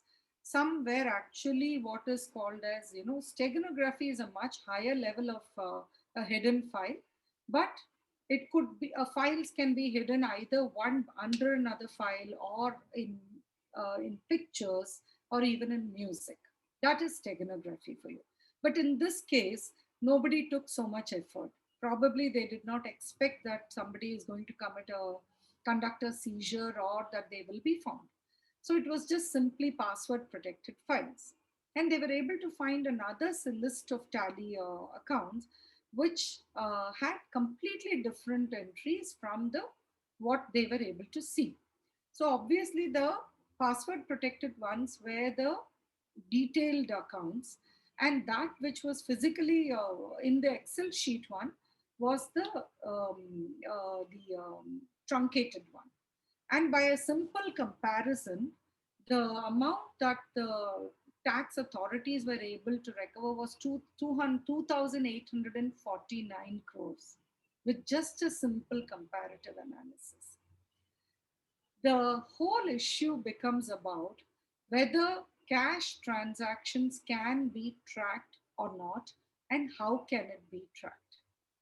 Now, when you create two different kinds of, I don't mean you personally, but any corporate or any person, okay, any person committing a crime, creates two different kinds of accounting lists. Even that process itself amounts to a cyber crime, because it could tantamount to forgery. It could tantamount to creation of fraudulent electronic records for the purpose of a compliance procedure, right? So IPC was also amended along with the formulation of the Information Technology Act. And therefore, it's very important for you to know that it is not just when we talk cyber crimes, it is not like it is of academic importance for you. It is very personalized. You could be dealing with it one-on-one. You could be dealing with it when you have to do an audit, etc. So when you're doing an audit, you may have to dig a lot deeper. So there was this other case where it was an inter-se fight between two sets of directors. This is a case which I handled. Now, in this case, what we found out through a preliminary audit, a very basic audit, was that a lot of business was being siphoned out. So the NRI or the foreign directors or NRI directors had given all management control to the local directors. Now local directors start a competing entity and then slowly start moving all the business or doing the same business as the joint business of both parties. Okay. And the company A develops all the business contacts. So it does the business development, but all the businesses are siphoned out to company B. Now, company B, curiously, also does not have infrastructure. It takes the orders in its name. So company A sources the client and it also completes the orders. Because then what company B does is the business is received by company A, it's siphoned out to company B, and then company B then again circulars, absolute circular transaction, okay, sends it back for job work to company A, and then company A does everything and company B bills for it. And for that job work also, no payment is made. So now all these trails are electronic trails. That's why I told you in your professional capacity also, cyber is an inherent part of your everyday life and processes today. So you have to be very conscious of it when you are doing your, when you're pursuing your professional engagements. So in this instance, every single aspect of it we were able to cull out because of the electronic trails. Okay, some aspects of it we needed to correlate it through physical bills. Now, one of the problems that we saw, and I'm sure you will face this in your everyday life, is the fact that today all our bills are also generated electronically. We still do not use electronic signatures or even e-sign for any of these invoices. You just have a plain invoice with somebody's name on it. Anybody can put anybody's name. And then there were these hundreds of invoices which created this whole sundry debtors list, which ran to several crores. Right? I'm talking about a scam which was of about 400 crores plus or whatever. Right. So you have all these interesting cases. I mean, I can go on and on about so many of these kind of cases. I'm just taking one of the simplest of it as an example. Now, the issue was who created those invoices? Because there is a NRI or a foreign factor in terms of the owners, and there is an Indian factor, right? So whenever you find anomalies, even during audit, there will always be the standard excuse or defense given that we didn't do it, he did it, right? In this case also, the first thing we had to prove was about the tally accounts we were able to cull out from the company's computers, which were being used for both our entities. The second thing was to show when was it created. So for a lot of these, though tally software as it was used as on that date did not give us metadata, and the reason I'm explaining this is to show you that everything will have a trail. When you do something on electronic medium, remember you are leaving a trail. I don't have a paper in hand. Usually I use that to show as an example. When you have a piece of paper and you write on it, nobody can tell when that writing was done. General dating and all that can happen. That also takes a lot. It only can give you broadly a general idea of when a document was created. We would rely on the eyewitnesses and attendance circumstances to prove this document, right? An assumption is when you give an original, the courts will accept it. Okay. And if it is a secondary evidence like a copy, then you also have to lead evidence to show how that copy was created. So you can see how difficult it is when it is a paper document. Electronic documents, on the contrary, are so easy to prove because you have metadata. Everything will show when and how a document was created. Of course, even that can be tampered with, that can be fabricated, etc. But that's where the ingenuity comes in terms of being able to follow the trail and be able to prove how a document came into existence. But at least the wherewithal is there for you to be able to prove this thing, right? So here was this very interesting case where clearly we could show that business has been siphoned out, money has been siphoned out, infrastructure has been misused, but we still had to prove the case in terms of every single link.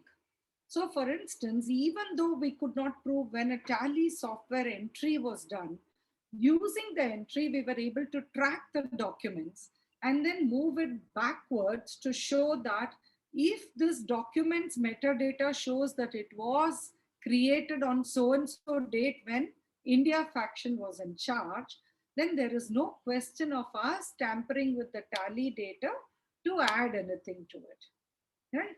So this is how the whole process came about in terms of proving the violations. Very interesting case which had both civil and criminal connotations, etc. But interestingly, every single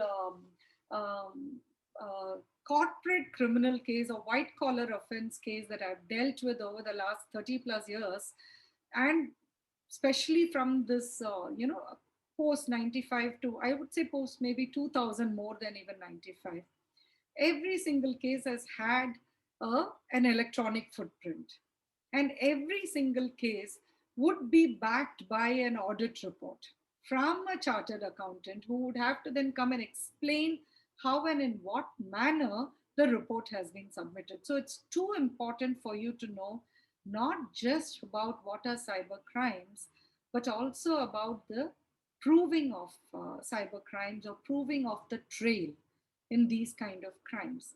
Because cyber crimes is a very open-ended and generic term, So if there is a violation using electronic means under the Companies Act, one could still say it is cybercrime, because forgery, for instance, was redefined after the Information Technology Act was passed. So you need to keep your mind open to all these aspects, be it in your professional capacity, or for that matter, even if you are looking at a defense, right? Not just going on the offensive, but also on the defensive. Now we come to the next aspect when we come to crime, cyber crimes and evidence, right? Can evidence be tampered with or done away with?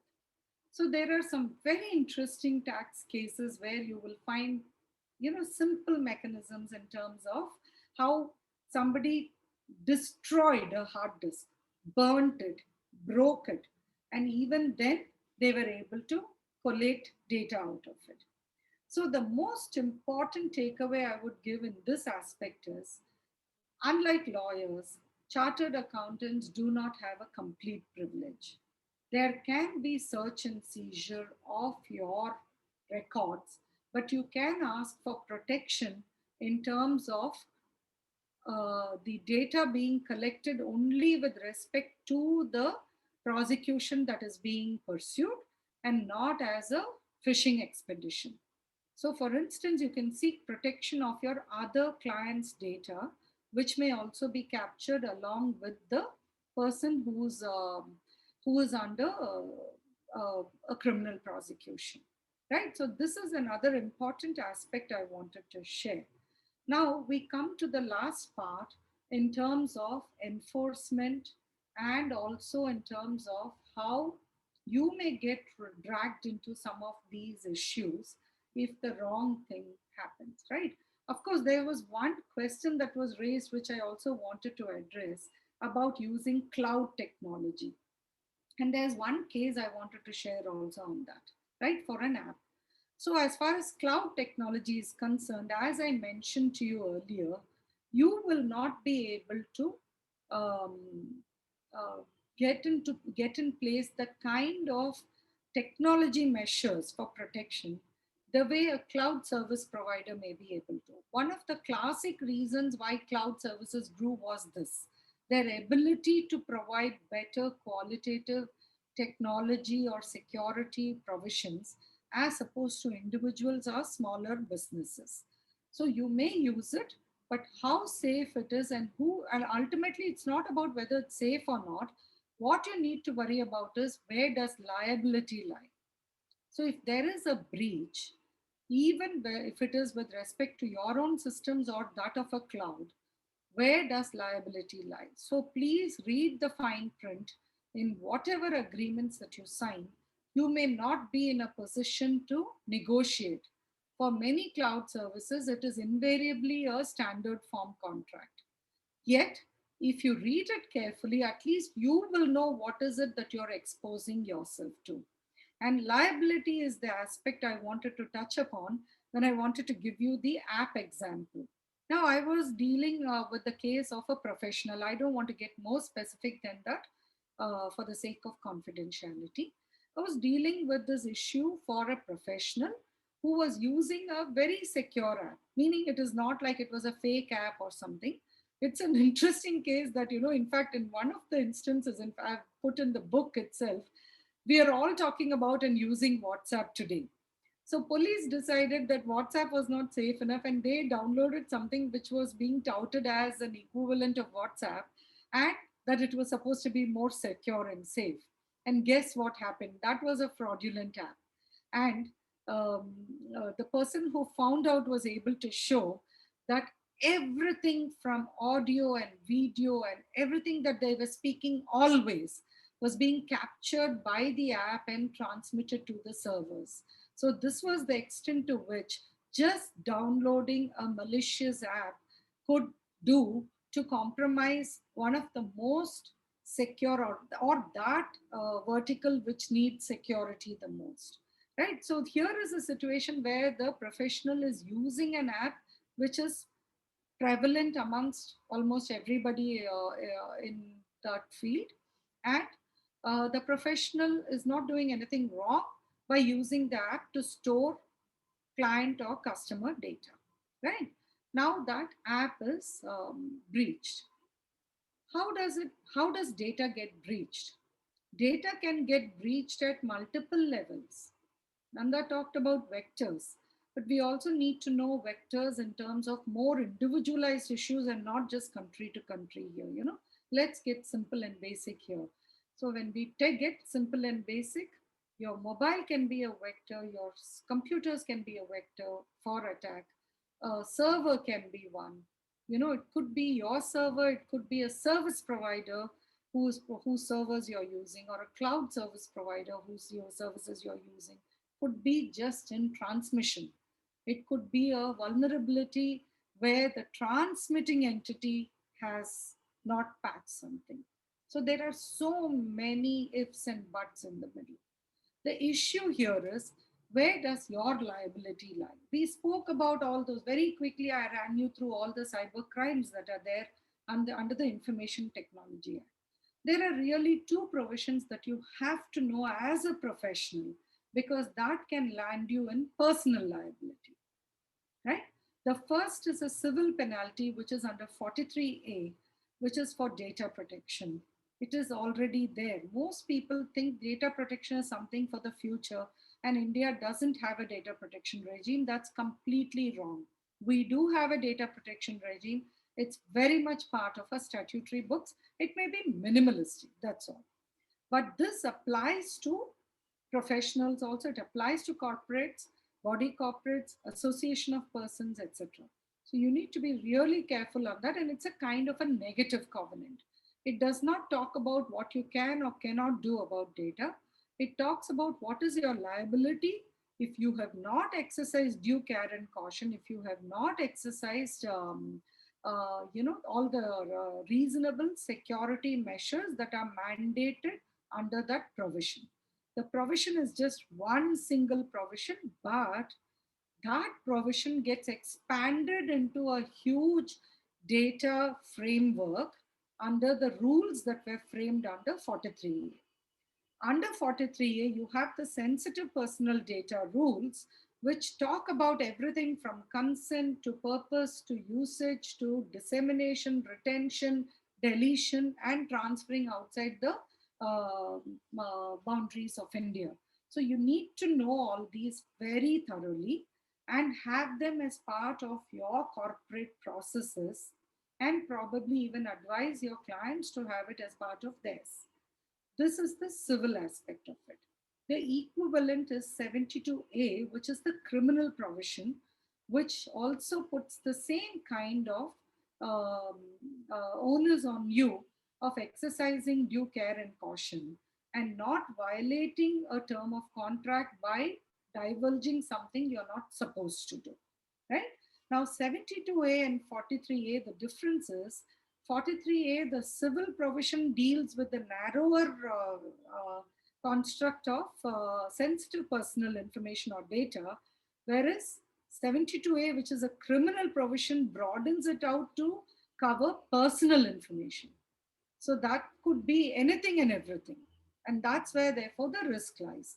So again, the fine print. You need to be really careful. So coming back to the app story.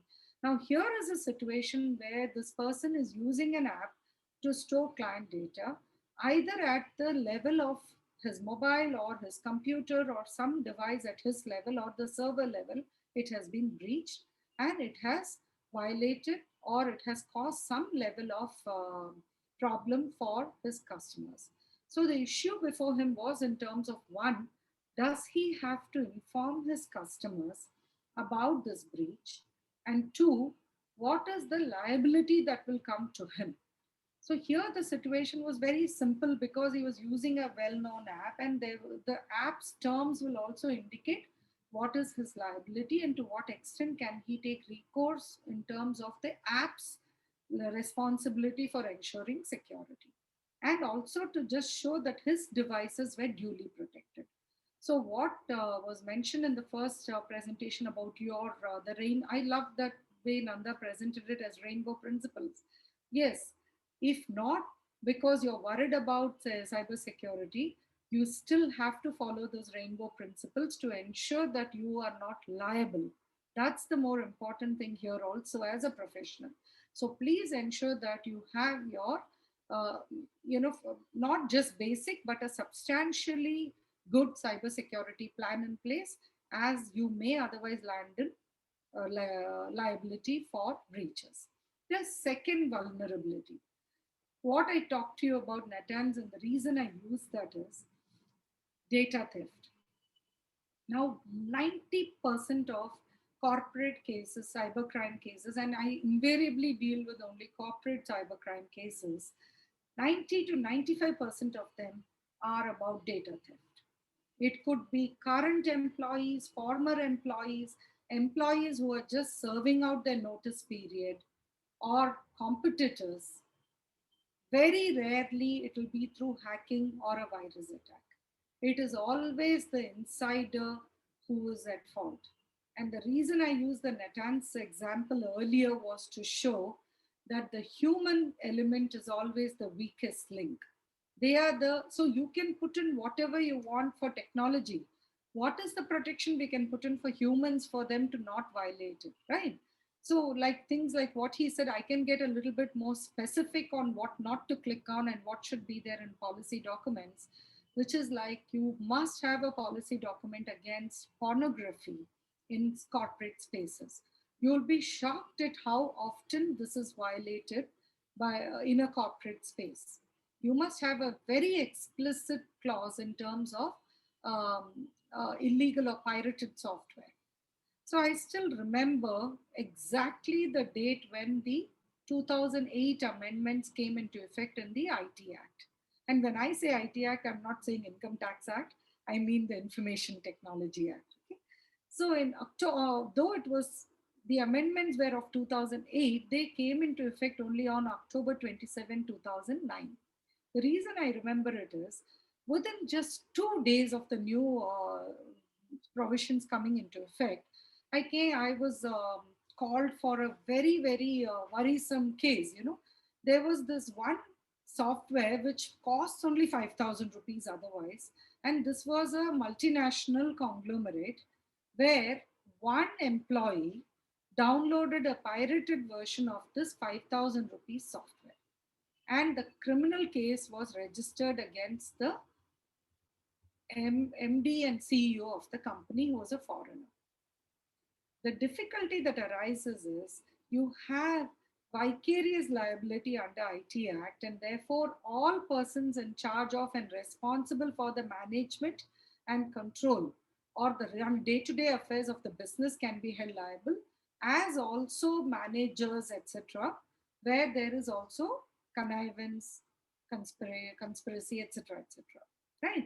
So here was a case where one individual committed a violation, but the company, because he did it on a computer belonging to the company, using the company's infrastructure, internet connectivity, etc., the whole company and its MD were hauled up.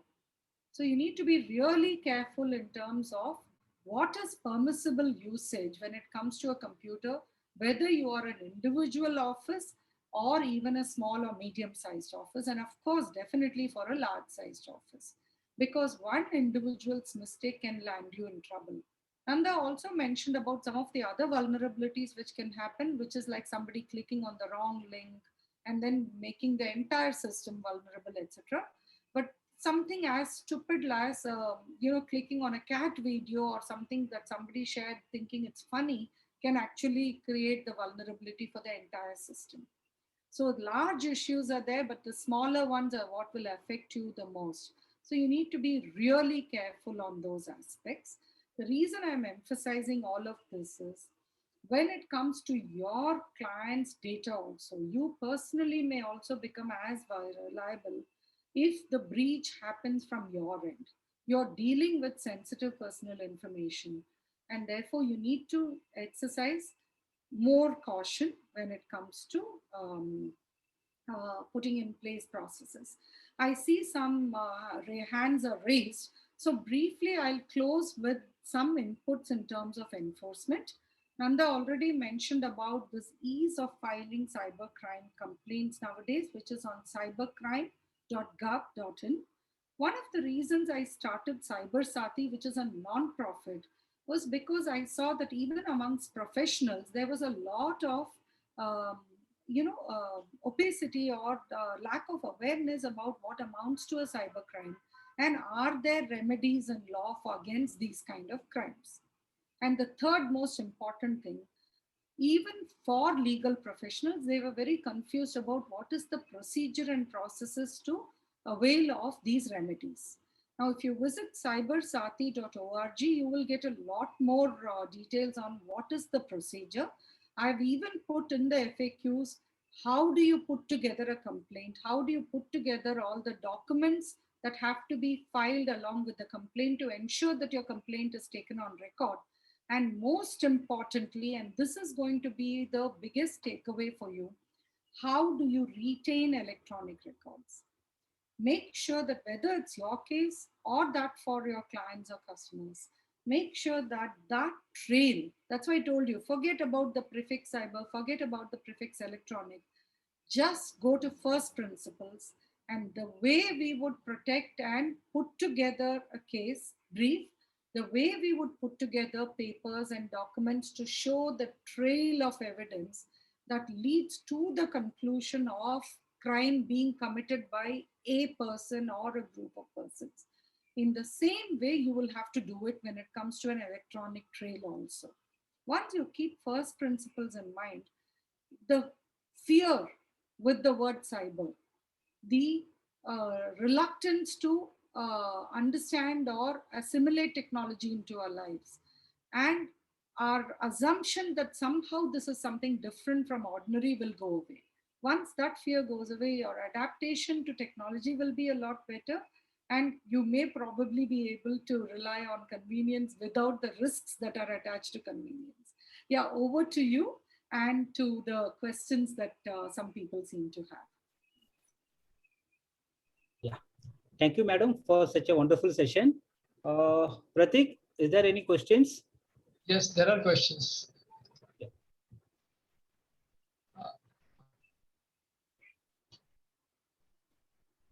Pratik, should I take it, Vijay sir? Yeah, you can go. Okay. Ma'am, there is one question that generally we are signing NDA agreements with clients. What's the liability in case the data is shared through remote desktop by the clients get breached? See, firstly, allowing for sharing through a remote process itself is a vulnerability. Use it very cautiously. We have innumerable cases of hacking and abuse when sharing is activated, screen sharing access is activated across multiple screens. This question is not very clear in terms of whether the breach happened from the client side or from the professional side. Let's assume it could be either, okay? If it is from your side, you will have to show what was because obviously it is not the sharing that created the breach. After the sharing, there would have been a breach or a violation, because assumption is between the professional, because the question is phrased as if it's a binary sharing, right? Between a professional to a client or a client to a professional. But the minute you use the word breach, it means there is a third party. So it is not about how a client shared it with you or how you shared with the client. It's about how the third party gained access. Now that will dictate whether you're liable or not. And there again, you sometimes may be in a position of both the victim as well as the person liable, right? That may happen, especially when the data theft cases like what I talked about, where it's an insider is concerned, you may land in those kind of problems. But if you have those reasonable security measures on your system, chances are, even if there is a breach which caused a violation of client data, you may still protect yourself against liability. But as with everything in law, it will be contingent on what are the facts of the case. You cannot apply it across the board. You have to assume that the facts of your case will decide the liability issue. There is one more question, ma'am, that how to ensure that the complaints are being attended by the authorities. Normally we make complaints in many places, but how to ensure that whether they are being attended or not? So I'm assuming that the question pertains to a cybercrime complaint to the police. Now, cybercrime.gov.in actually provides you with this accountability and transparency.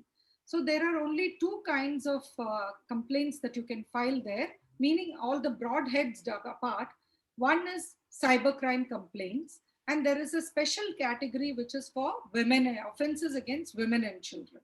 Now, only for complaints against women and children, you have the option of filing the complaints in anonymous mode.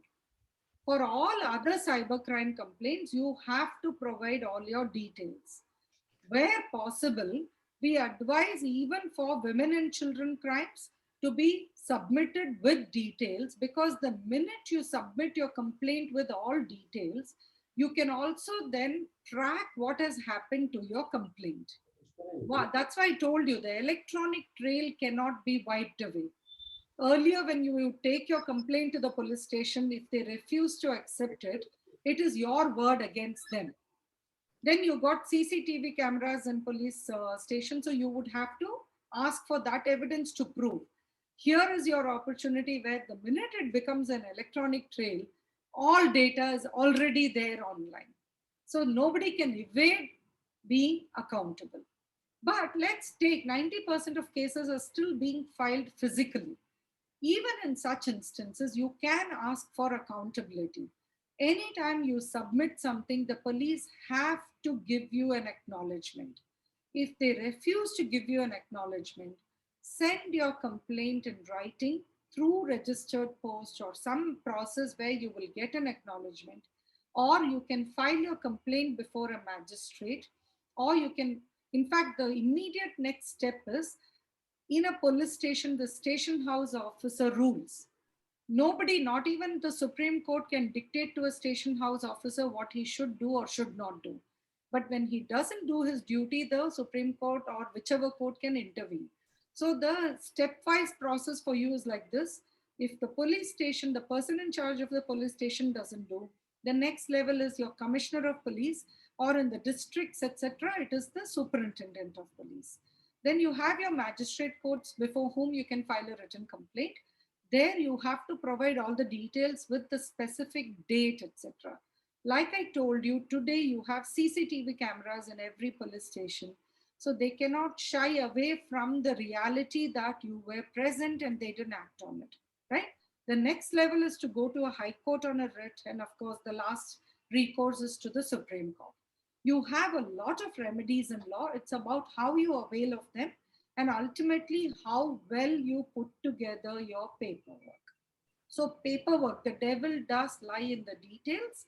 So ensure that you put your paperwork in place properly. Ma'am, regarding this open platform Zoom, there is a question that the meetings which are going on Zoom, what about if there is any breach and who is responsible? It depends on what is the breach. Ultimately, it's not like the administrator or the owner of the platform can be held liable. So I'll use a specific example for that. One of the vulnerabilities, or one of the primary vulnerabilities that people always talked about, was Zoom bombing, right? I've dealt with cases where in corporate meetings or even in public meetings, an unsolicited person enters into it and then purposely shares some kind of obscene content. You know, the whole idea is to disrupt a meeting. The whole idea is to breach or create some kind of, ruckus, so that the primary purpose for which people are meeting will be disrupted. So depending on what is the crime. So firstly, the person who's intruding can be hauled up, can be prosecuted. If they share obscene content, that becomes a separate offense, apart from the fact that they have intruded. And here, one of the most recent cases during COVID that I dealt with, it was very scary. Now, a lot of corporates were using a lot of platforms, right? Not necessarily Zoom. It could also be something internal which they have developed, etc. Now, every meeting will set out who are the people who are allowed to attend. It's like one of your meeting rooms which will have a red light saying meeting in progress, and therefore you're not supposed to go unless you're part of the meeting, right? There may be people who by mistake will still open the door and see that a meeting is going on and say sorry and walk away. But if that person were to open the door and then stand there and listen to information, and that very sensitive information was being discussed at that time, and there is an apprehension that it was misused, then that person who violated that meeting physically can be hauled up, right? It could be a minor penalty within the corporate process, or even a major penalty of dismissal, or even criminal prosecution. So a similar situation like that was what I dealt with, where this person somehow got it into their head that there was some kind of a conspiracy happening within the corporate entity, and started attending meetings which were not meant for that person. And the company then took action of hacking as well as for data violation, because they did not know what was the kind of usage that this kind of violation led to. So these are all evolving kinds of crimes that are happening within a corporate entity. So it's not like the person who owns the Zoom account or a company can be held liable. It depends again on what is the crime that is committed, who is the victim, and what is the culpability, or what is the role that all the other players played. So if consciously somebody gave their Zoom account for a meeting to happen where people will share child sexual abuse content, the person who created the Zoom account and shared it, and all those who attended, everybody will be liable. So that's why it's the crime that will decide the liability. I think you explained earlier also, but there is a question: what measures need to be taken to protect the data which has been allowed access through RDP on a VPN? So I'm not going to get into the technical aspects. As you rightly said, I am here to speak about the legal aspects. If someone else wants to chip in on technical, they may do so. Okay. And the last question is that whether police authorities details, as you said, that majority has to be submitted physically, but whether any complaint can be submitted through email, whether it is admissible? Well, you can definitely try. So, in one case, and this was before the cybercrime portal was set up. Now, the victim was based out of the US. It was a corporate entity whose name was being misused for a fraudulent website and phishing, all kinds of frauds in India. Now, the company is very highly reputed, and they didn't know how to proceed with the criminal prosecution. So again, the reason I'm mentioning this is you have to use some level of intelligence in terms of using a process also. Now, they had no representative in India, and they could not come and physically give a complaint. So they did attempt an email complaint, but it did not work. And after that, they connected with me. And what we did was, I made them give the complaint to the consulate, in the Indian consulate in the locality, where they are situated. And also then I got them the email ID of the concerned police station, and then gave it here also. And we also gave a complaint to the Ministry of Home Affairs, since there were some fraudulent pages in the website which used the US Treasury logo. There was immediate intervention in that case. So each case will warrant a different kind of action. But today you're in a much better position. You have the national website. You have websites that have been created by state police also. And if you go into the state police websites, you will also find contact details for the police stations, the station house officer, email IDs, numbers, everything is there online. So it's a very well established network online, and you're in a much better position to seek your remedies today than we were. And I'm talking about this case, which is about 5, 6, or 7 years old. It's not even that long back.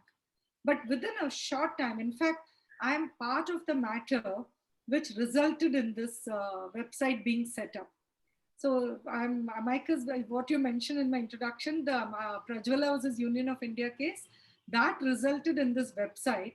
Strangely, they called it cybercrime.gov.in, but it was meant to receive complaints of offenses against women and children. Then in 2018, I started then helping and interacting for improving on a lot of things. And we realized that because of the name, people were coming and giving all kinds of cybercrime complaints. And then MHA said, instead of throwing that out, let's expand the portal to ensure that it benefits everybody.